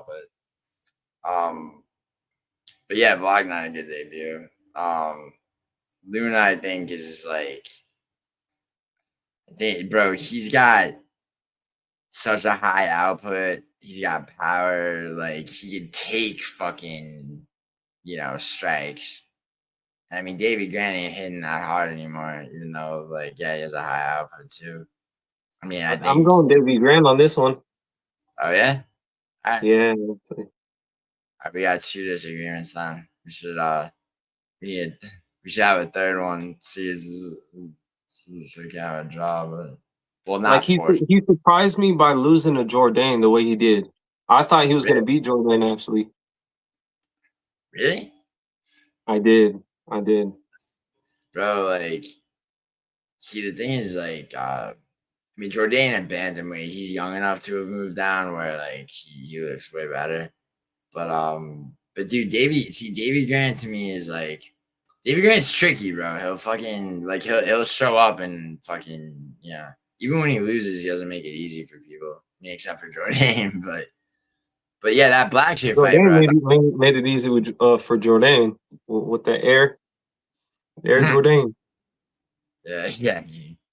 Fucking Davey Grant, he's bro, you know, it's like the thing with him is like, yeah, like Blackshear, who's a wrestler, like, I mean, I see why you would think that like he beat Jordan just off of because like his fight before that, he beat Damon Blackshear, who's gonna constantly try to take him down.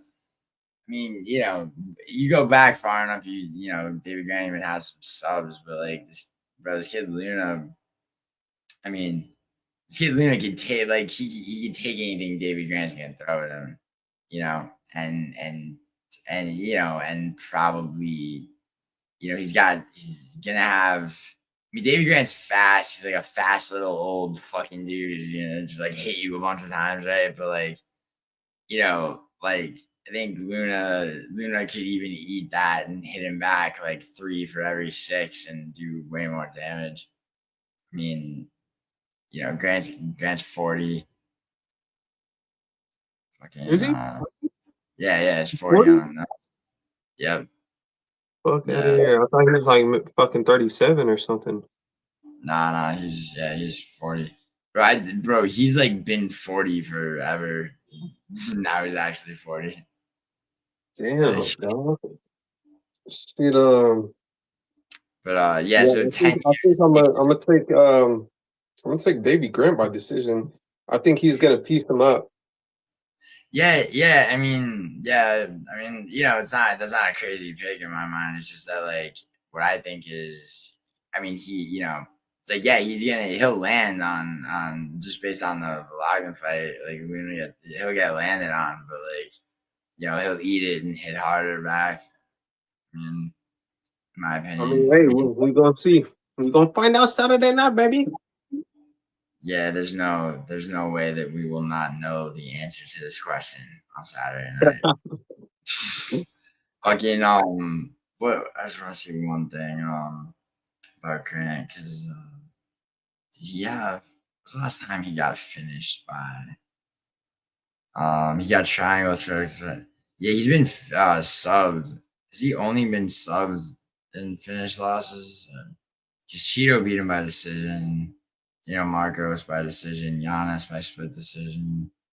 Yeah, he's like he's not a guy that gets knocked out really, but I mean, you know, he can get beat the fuck up into a burger because it's like you know, even if he's landing more strikes, a stronger, more powerful dude just starts backing him up with more powerful strikes. He gets wobbled a little bit. Yeah, I gotta go with Luna. I gotta go with Luna, bro. Fucking all right. This fight makes me sick. Not as sick as the last time this fucking guy fought. But so Rafa Garcia versus Alexander Hernandez. Alexander Hernandez, there's like maybe 3 fighters where it's just like I will, you know, bet against them based on just my visceral dislike for them. And it's not even rational. I don't like Alexander Hernandez's face. I don't like his fucking way he fights. I don't like the way he talks. I don't like his dumbass smirk, bro. Like, nothing about him. He's a professional fighter, right? So he would beat my ass, right? He is a professional fighter. I swear, like on anything, I would if I met him in person, I would spit in his face regardless. Like, you know, like. So that being said, all right.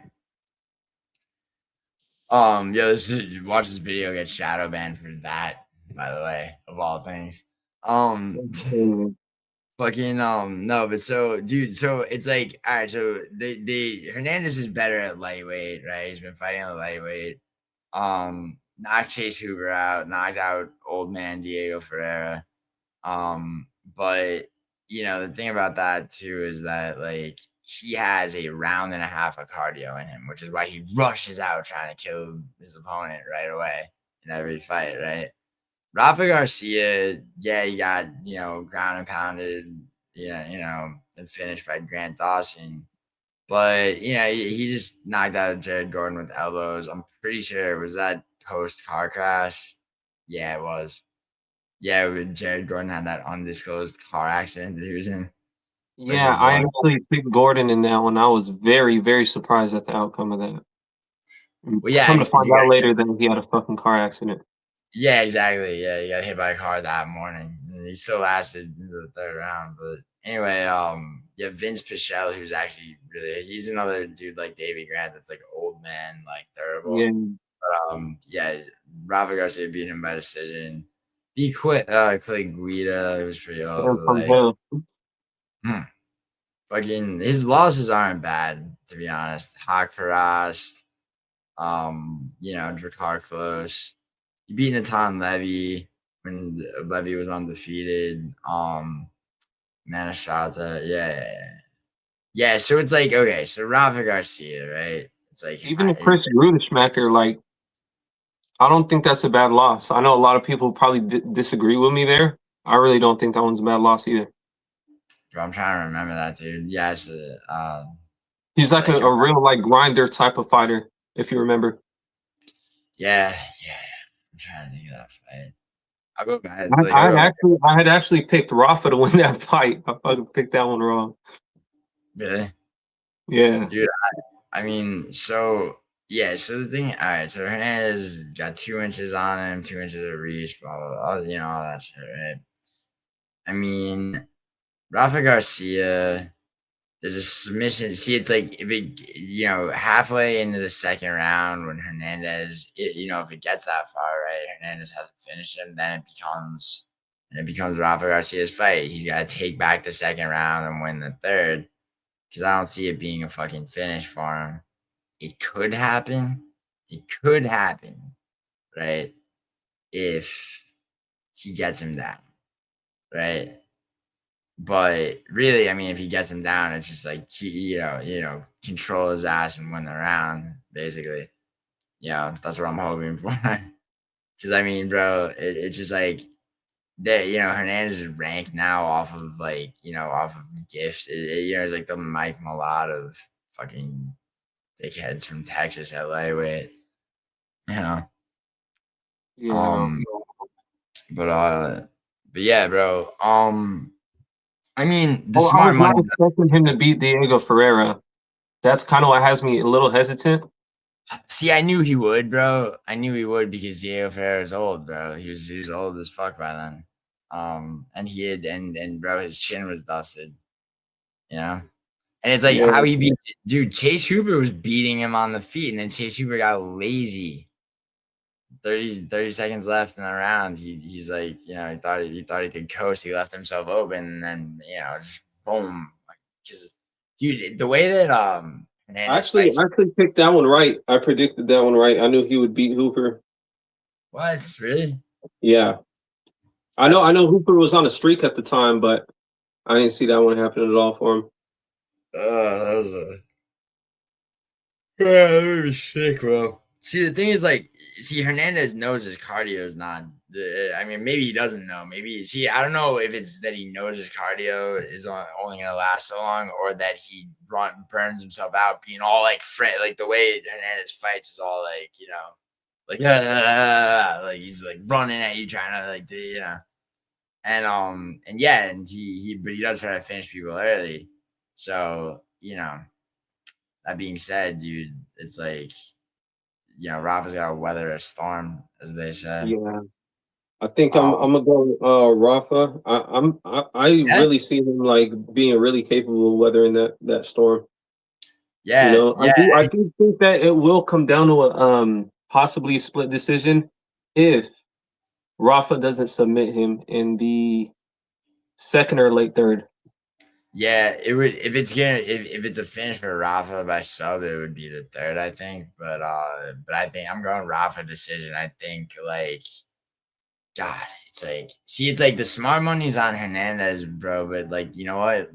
327, bro. The smart money was on Randy Brown. I took Holland. Smart money was on Curtis Blades. I took Hogan, right? And because it's like sometimes you just see it's like because for this fight, I think it's gonna be about the second round when Hernandez starts to lose steam, you know, and then it's like if Rafa could take the second round back, then you know, then it's fucking and he'll win the third if he could do that.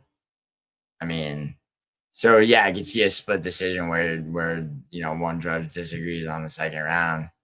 You know, or I could see. I mean, Rafa could fucking sub him in the third, depending on how winded Hernandez gets, working himself up, trying to fucking frantically finish people already. This one's a hard Yeah, it's pick hard, for bro. me. Yeah, this I one. know I'm going Rafa for sure. I just don't know if I'm going by TKO sub or decision.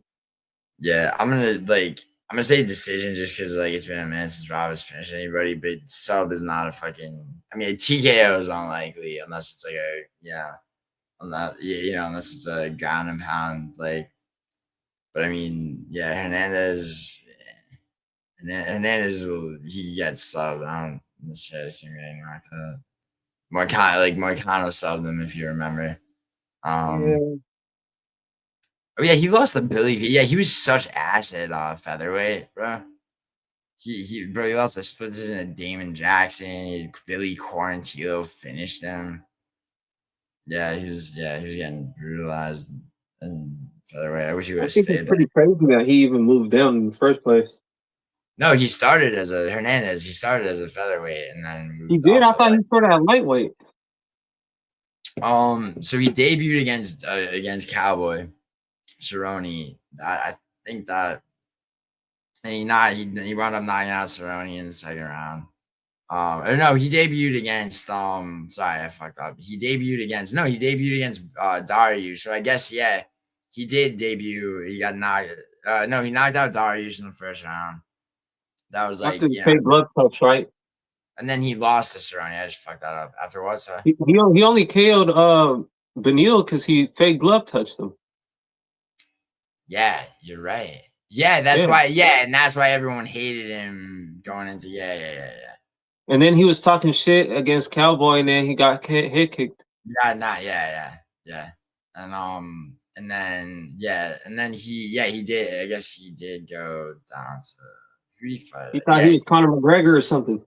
Yeah, I mean, dude, because that was right after so that was 2019, bro. That was when McGregor was on the decline, and everyone was trying to be the next Conor McGregor. You know. But then he and then he fucking got knocked out by Drew Dober. And then he lost to Thiago Moises.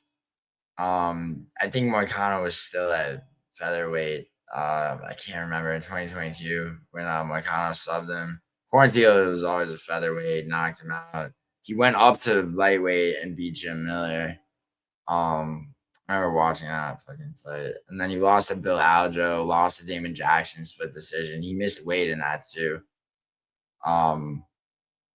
Yeah, and then he beat Austin Hubbard by split decision. Beat Kurt Hollabaugh. If you look at all his opponents, bro, those are all opponents for him to kind of stylistically beat, in my opinion. I think Rafa's gonna beat him by split decision, bro. Yeah, that's what I'm saying. It's where it's this because it's he's got to turn it around. Hernandez wins the first round, Rafa weathers a storm. Hernandez starts to gas about halfway through the second. Rafa's got to take the second round back and then win the third. And then he might even stun Rafa in the first round. But I do think that he'll be durable enough to withstand it. Yeah, I think he's gonna be. That really is how I see it going. I think he's gonna be third round Rafa, first round Hernandez, second round hopefully Rafa. I can see one judge handing the win to Hernandez, but I see the other two giving it to Rafa. Yeah, I mean, it depends, bro. I don't want Derek Cleary anywhere near there, or Sal D'Amato because it's Sal D'Amato's notoriously a company man, does what the UFC wants, and it seems like they're pushing Hernandez a bit. Yeah. So, dude, as soon as what was that fight recently? Where it was Reyes versus Johnny Walker. I had Reyes, right? And so it went split, and but I'm Johnny Walker won this fight, even though I picked Reyes, but they gave it to Reyes by split. And as soon as I heard Judge Sal D'Amato has, Dominic Reyes, I'm like, even though it was the first one they announced, I'm like, bro, I guarantee you Sal D'Amato's figuring out, like, he's like, okay, this judge went this way, that one went that way. Like, the UFC is, like, sliding me a handout to fucking do, Maybe. Well, I heard that guy. I think it was him. I think it was there. Oh yeah, I know it. Yeah. Yeah, I heard About he had like some shit. Like I don't know if he felt disrespected or something. I heard there was some type of issue that he had. I don't know what it could be because he doesn't even work for the company. He works for the commission. Yeah, the gaming right? commission. Yeah. The judges were. But I mean, there must have something must have happened. Yeah, bro. If you could find whatever that was, bro, send that shit to me. I'll look for it. About Derek, whatever you're saying you saw about Derek Cleary with that, because like I'm trying to remember where I came across it. I'll be coming across like some obscure, just like little factuals here and there, Yeah. Or not factuals, but like sometimes even just rumors. Sure. But like this obscure information. Yeah. I mean, sometimes it's hard to separate that shit from the truth because depending on where it comes from. And then there's so many people, bro, especially on in this in this cesspool that we exist in on MMA YouTube, where like I remember hearing it though. I remember hearing it from somebody somebody pretty credible. Like it wasn't just some schmuck like that just lost a bet. Oh fucking, he has it off of the UFC. It was somebody like in a credible position. I just can't remember. It'll come to me though. All right, yeah. If you find that shit, definitely send it to me. All right, we both on Rafa Garcia. Like, I want like, all right. So this next fight, bro, co-main event: Norma Dumont versus Jocelyn Edwards.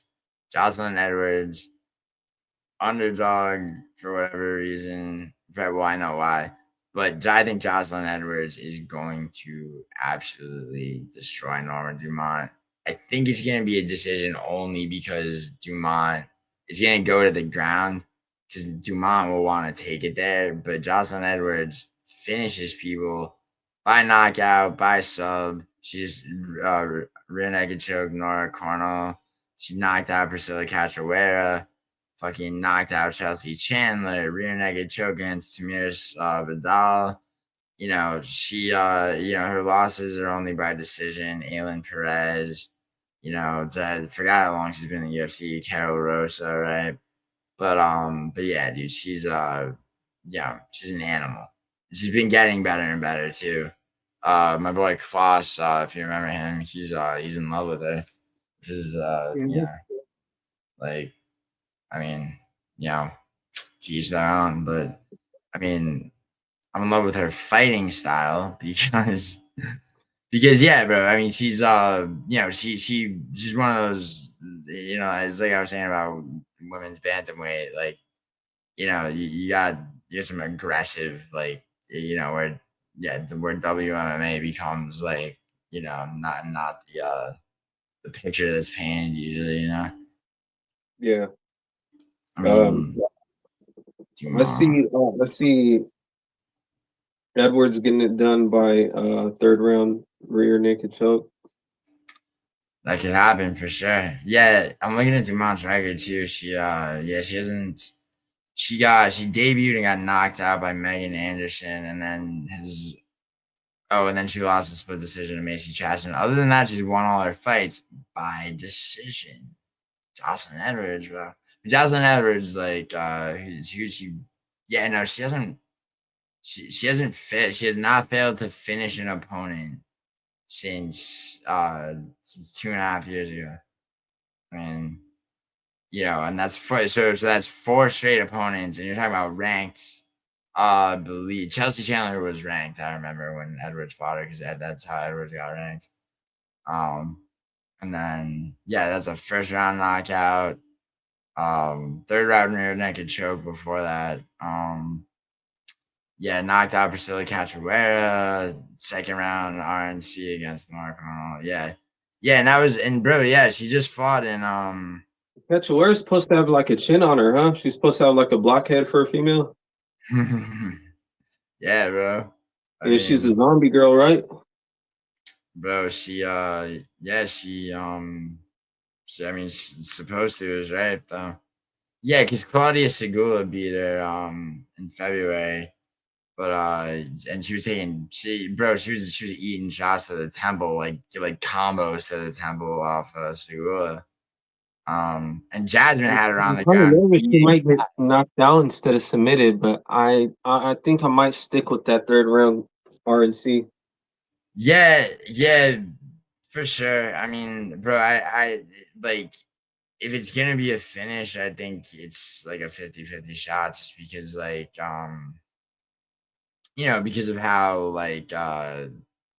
basically it's like if she's looking for a sub, can't get it, just starts fucking, it's like I'm fuck it, I'm finishing this fight one way or another, starts And I do see her probably being a little wary at first, try not to engage recklessly with her to not get finished and shit.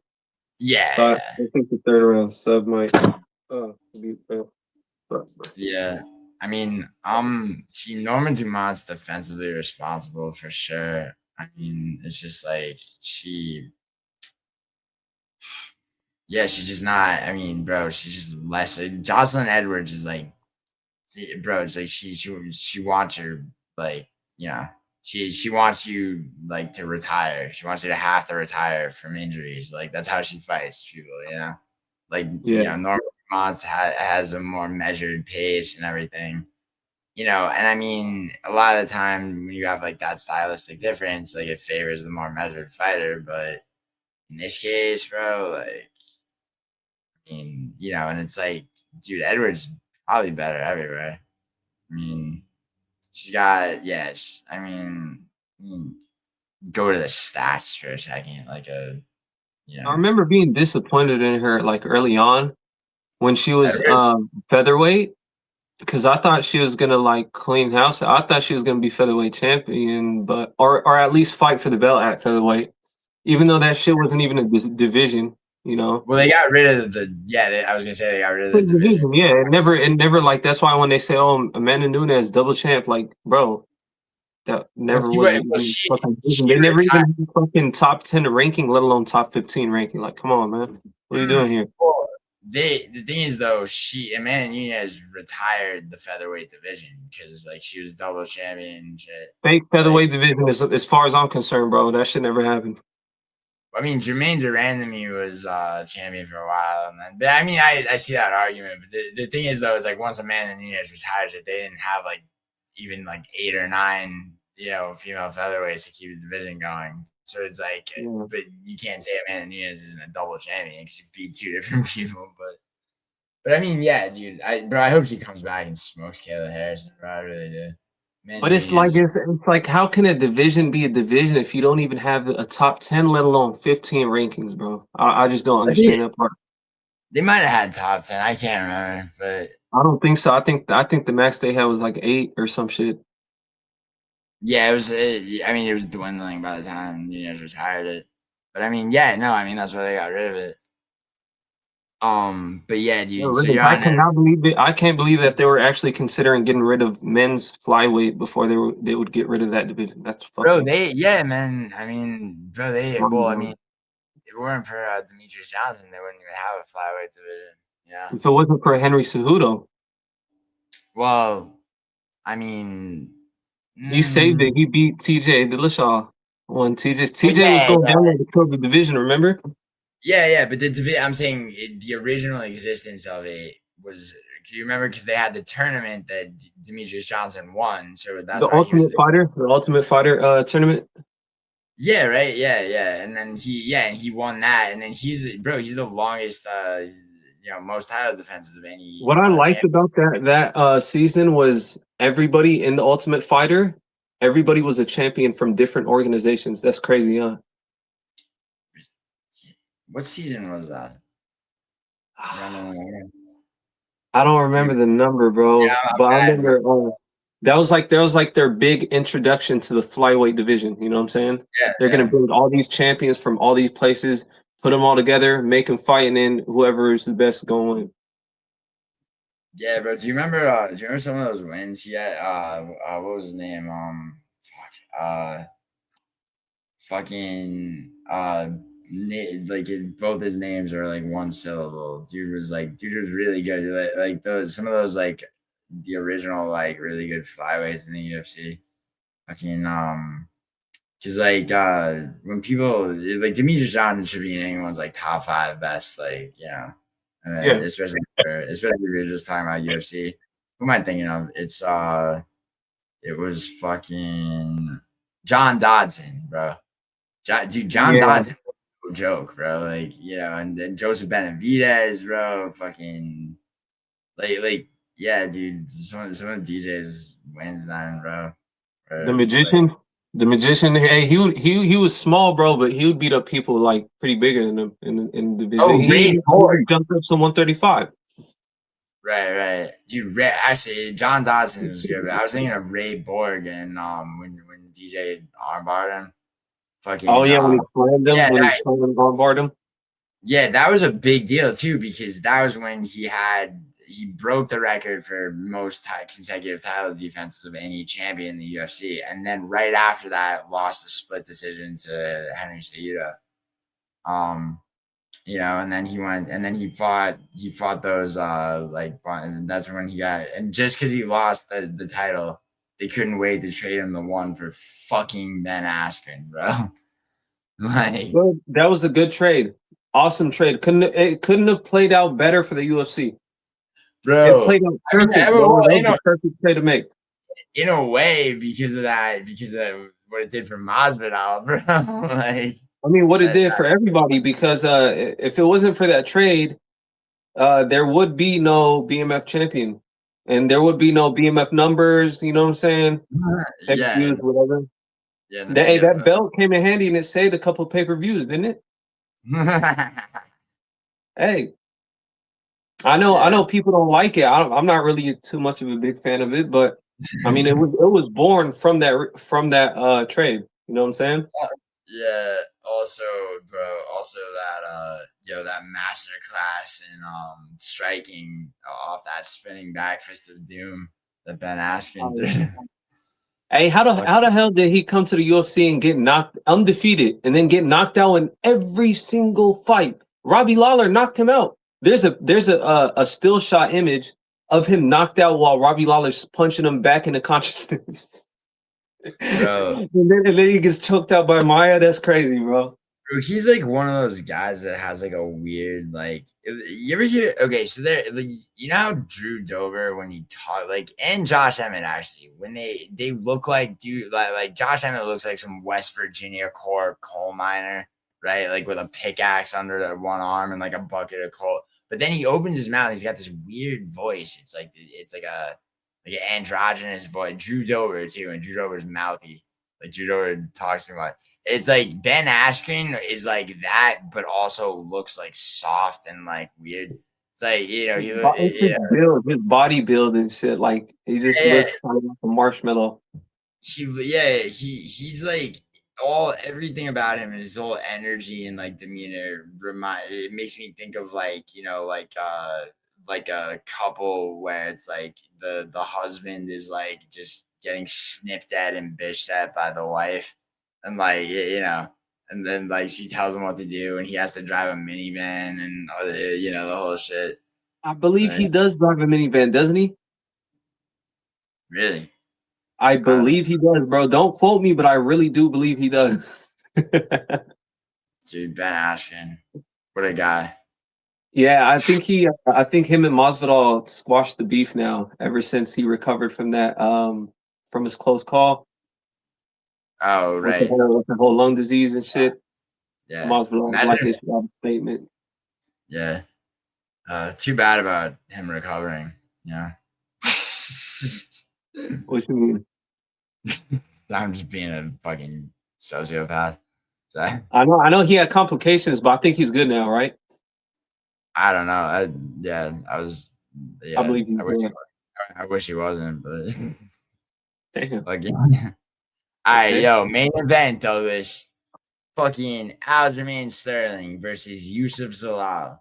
This is a very, very contentious and polarizing matchup because It really is, and I think I might just have to side with Aljo. Looking at, I'm picking Zalal, man. are There's you a lot picking of good. Zalal? Yeah, Yeah, I'm taking Zalal too, and it's like, and the reasons I'll give you my reasons. And listen to yours. My reasons are this, right? Zalal has in all but one fight, which is a cater fight. So yes, Aljo has him on the feet, but like this fight ain't gonna be on the feet. Zalal is hunting for finishes by sub. Aljamain Sterling has not subbed anybody since Sanhagen 6 years ago. All right. He's a very good wrestler. He's very strong, right? But strength, even if he's in top position, does not necessarily matter when you got a guy that can slide out and cinch shit up, you know, the fucking like, dude, Yusuf Zalal since he's been back in the UFC, right? I don't want to end, dude. It's like anytime anyone tries to bring up a fight from his original UFC run, it's literally, I'm sorry, but that shit's irrelevant. he Like, choked him out with a guillotine. who? Aljo choked out Corey with a guillotine. I think it was. I thought it was a fucking rear naked choke, but it was a rear. No, it was our rear naked choke. Yeah, first like minute and a half into the first round. Yeah, Yeah, I know. I know it's quick. Yeah, yeah. I could have sworn it was a guillotine. And that was Okay. 2020 though, bro. Like okay, so the fucking Jarno Aaron's fight, right? Yusuf Zalal comes back to the UFC, right? After he got cut originally. Okay. Like, goes regional, goes regional, right? Gets 3 wins by finish by knockout, actually. Two first round by knockout, 1 first round arm triangle. Fights a kickboxing fight, wins by knockout in 2 rounds. Fights a straight boxing fight, wins a unanimous decision. All right, gets re-signed by the UFC. Subs Billy Quarantillo rear naked choke. Yarno Aaron's rear naked choke. Jack Shore with a sick arm triangle. All right. Calvin Cater, 29-28 because he stayed on the feet the whole time against a dude who loses but doesn't make it easy for people, right? And then it's like he's fighting Josh Emmett, right? Dude, Josh Emmett's strong. Power's the last thing to go. Okay. Like, I'm thinking like he's gonna have to. I mean, I had Zalal, but I'm thinking like, all right, he's gonna have to find his moment. He's gonna have to avoid strikes. God help him if he does the same thing he did against Cater and try to practice striking in an actual fight, right? Mm-hmm. Yeah, he fucking ragdolls Josh Emmett to the ground and armbars him by force, bro. So that, so it's like you're thinking about Aljo being like, when I say strong, like I'm talking, it's like this fight's going in the mat, it's going to the ground. So it's like it's like, it's not like Aljo's strong to the point where, or I should say, it's not like Zalal's, the strength differential doesn't make Zalal helpless. Yeah, If because Aljo, he definitely ain't stronger than fucking than the orc. What's the name? Emmett. sorry. Oh, I mean, yeah. Yeah, and it was like, and the thing is like, bro, fucking dude, Yusuf Zalal, it's like when you're dealing with a guy like that, so it's like I'm talking about the grappling instinct of, like, you remember Kevin Holland got put on, like, he got, like, he got fucking put on his back with a strike by Oleg Sachek and then cinches up that armbar. Yeah, Like, he you remember got that? dropped. He got dropped by Yeah, yeah, Alex. dropped and then still get, it's like that's like, I'm talking about that level of grappling instinct to where it's like wired into your brain.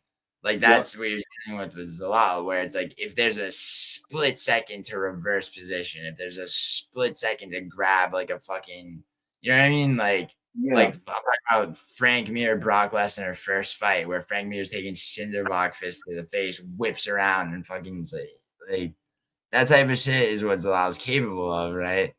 Like, the whole backpack shit with Aljo, it's like, bro, like you take, like, if he gets Zalal's back, Zalal will figure some shit out, like, or at least make it.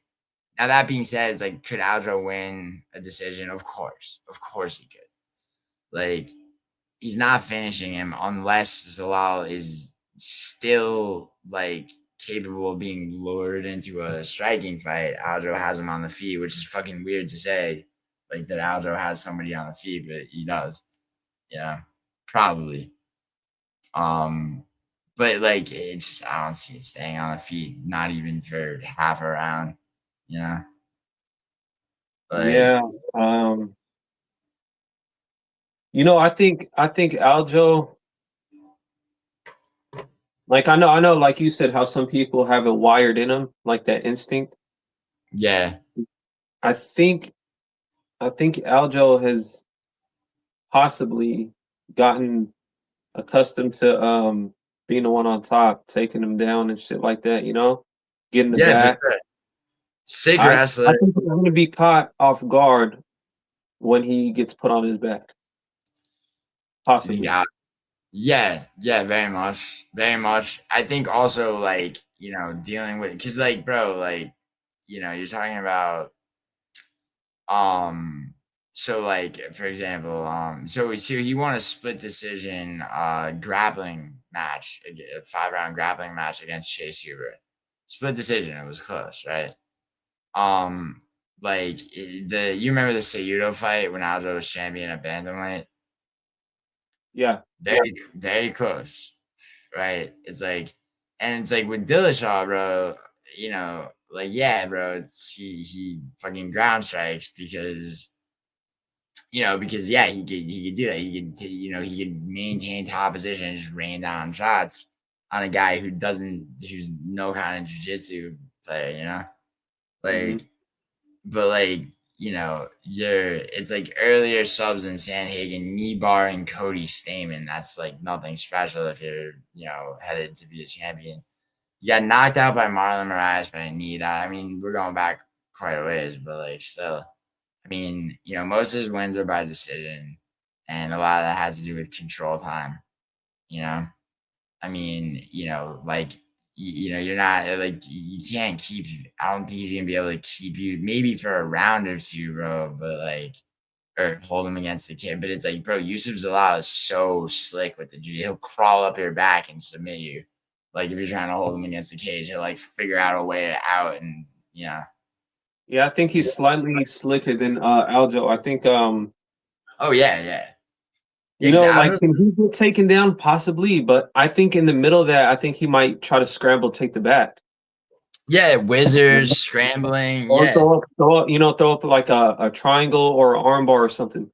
Yeah, and bro, his jiu-jitsu is so good that he's probably comfortable off his back. I think he's way more comfortable off his back than Aljo, for sure. Oh yeah, definitely. And it's like Aljo's wrestling is like, it's like, yeah, bro, but it's like, dude, it's like Aljo, like, the only sub that Aljo is gonna be able to try to go for, because it's like Zalal's not gonna sit there and let himself get arm triangled. You know what I mean? So it's like Aljo's trying to probably gonna try to hold him against the cage, get him down, like maybe strike, when he's in that clinch, and then somehow take the back and sub him. It's like, so, bro, Zalal's ready. You don't think Zalal's ready for that? Like, ready to defend that? And on top of that, Zalal's always looking for a finish. Like, always. Yeah, I mean, I know you might not like this take, but it could possibly just be a boring decision. Oh yeah, 100% it could be. Yeah, you agree? I might be leaning with that more than the submission, actually. I think that's likely. I think I'm taking Zalal, and I'm taking Zalal by decision, because I think what's going to happen is you're going to have round after round, right, where it's like it's one or the other of them stopping the other one from submitting them. I mean, maybe it's exciting like Mosar versus Aljo, but because Zalal's not a wrestler so much as like a jiu-jitsu, It's like, I mean, what if the grappling cancels this shit itself out, and then they end up just striking it out? I think I still see That's what I'm scared of because then Aljo probably. Aljo. Look, Aljo is good when he'll rush you, right? He'll rush you with combinations and he'll put that pressure on. But where he slips is his defense. You can definitely catch him That's in the how middle. O'Malley got him, bro. Yeah, you know, Yeah, like the Peter Yan fight. Even in the first fight, I know Peter Yan was winning that fight before the knee happened. yeah. But I remember thinking to myself watching that, wow, like Peter Yan is really letting him hit him a lot, even though he's shelling up. He's just like really just rushing him in, and then he'll just finish it off with a takedown sequence. You know. Mm-hmm. Mm-hmm. Yeah, yeah, yeah. I So mean, I was surprised that Peter didn't try to like counter strike him and catch him in the middle of coming in. I was surprised at that. I remember thinking that to myself. dude, But I Peter. do believe that Zalal is more disciplined and more slicker. So Yeah, yeah. I think he's and that all of that and like he's looking like he's like a fucking chart. You know, like some fucking. It's like you program something to do one thing. It's like Zalal. That's how Zalal is with submissions. Like Aljo's adaptable, but he's like, he doesn't necessarily have a plan to finish you right then and there. You know, yeah, that's what I think. I mean, I think Zalal really like since he's been back in the UFC, bro. Except in the Cater fight, bro, where it looked like he was just he's like, oh yeah, like let's spar, and he almost lost because of that. So it's like, I mean, but that but like I said, bro, it's like Cater's like Cater's fucked at this point, but like he it's like almost like when how Brendan Allen, even when he loses, like he doesn't make it easy for people. It's the same with yeah, Cater. But anyway, bro, so you guys you're on a lot too, huh? yeah. I bet. So all right, so we got I got two disagreements. You're taking Alencar, I'm taking Polastri, and We you're only had taking two. and you're because you're taking Davey Grant. Taking fucking David Grant. Yo, wouldn't it be funny, bro, if the David from the old cribbage story was David Grant? Right. Fucking We normally have like at least like 3, 4 to 5 disagreements, huh? do we? I'm not I sure. I believe I think like our Probably main very, like our mean probably is maybe like 3 to 4. probably. I don't know. Dude, I should let me check my psychology. It's probably me. Yeah, maybe. I don't know. I've been off though. I've been off kilter lately, man. Like Dude, but I do Canadian card. believe I was, but dude, the two before that, I was fine, dude. On predictions track, I came in second, tied with a few people, including Ulysses for 327. Yeah, yeah, like I've second. been all over the place. Like this year, man, it's just been a wild year for me. Not what I expected. It's a lot of shit going on around me. It's kind of threw me off a little bit. Yeah, yeah. Nah, I feel Like you. I didn't like I've never done this like bad before, but like I am kind of grabbing the reins a little bit and kind of Right? getting Yeah. gaining control. No, I'm taking it seriously too. Like seriously, because money's money, and I'll like always do. But I'm talking about just on picks, like pick percent. Like because it's like, bro, the last card I only swept 2 cards in all of last year, right? It's like the year before that I swept 5. And it's like, and for a while I was like, did making a channel make me worse? It's like, nah, it didn't. I just like, it's like your pick rate and your how you do betting wise don't like, bro. You could go 1 for like 13, and you got a bunch of props on like that one. But it's like, it's not about gambling. There are two separate things. Yeah, By the way, don't gamble, kids. For real. yeah. You'll be Don't gamble. like, and I do mean that. Fucking here. What was I gonna check? Oh yeah, my groups. Fucking hard drugs. That's on. Don't do drugs either. Yeah, don't do drugs either. Hard drugs, it's on. It's just the name of my topology group. It's not a way of life, children. It's an inside joke. It's an inside joke. So, yeah, wait, where's your... Yeah, okay, so 327. Yeah, I came in 430. Did you? Yeah, and three. Yeah, you didn't do well on 327. Nah, man, That's alright, dude. oh. No, you did, dude. There's one you like. Uh, you did. Yeah, you did alright. Outside private, and then alright, You see what I mean, right?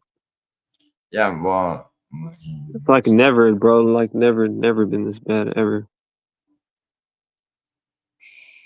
There's a couple you didn't put in picks for though. I know that too, bro. That too, because like I said, it's just been all over the place, man. I mean, you do last minute. You do better than me on fucking Vallejos. Oh, that's shit. Do the fucking. Scored you on the Vallejos one? Yeah. You know, that's my signature the last second, but no, I've been kind of phasing that out. I've been trying to put it in because at first that's what I thought it was. Like, oh, it seems like the earlier that I put in my picks, the worse that I do. But I mean, I don't know. I think it's just this year, bro. You can always change them, you know. It like you know, if you go through and like you know put them in like preliminarily, like, and then as the week goes on, you go update the shit, like, you know. Mm-hmm. But yo, Douglas Memmo, fucking yo, what are you getting into tonight? It's fucking This morning? Yeah, Jesus Christ. Yeah, I gotta timestamp this bitch and fucking set that shit to premiere by, I don't know, 10, maybe 10 or 11. Go live to edge it, tease it first. So all right, bro. I'm gonna wrap this. Thank you, Douglas. All right, man. UFC Sterling versus Zalal. I'm trying to think what fight I'm fucking actually looking forward to the most. Dude, Rafa García just fucking flatlines Alexander Hernandez. I'm so happy, bro. I would too, but I think the Barcelos fight is going to be interesting with Montel Jackson. Yeah. Looking forward to that. Right. All right, bro. All right, then, man.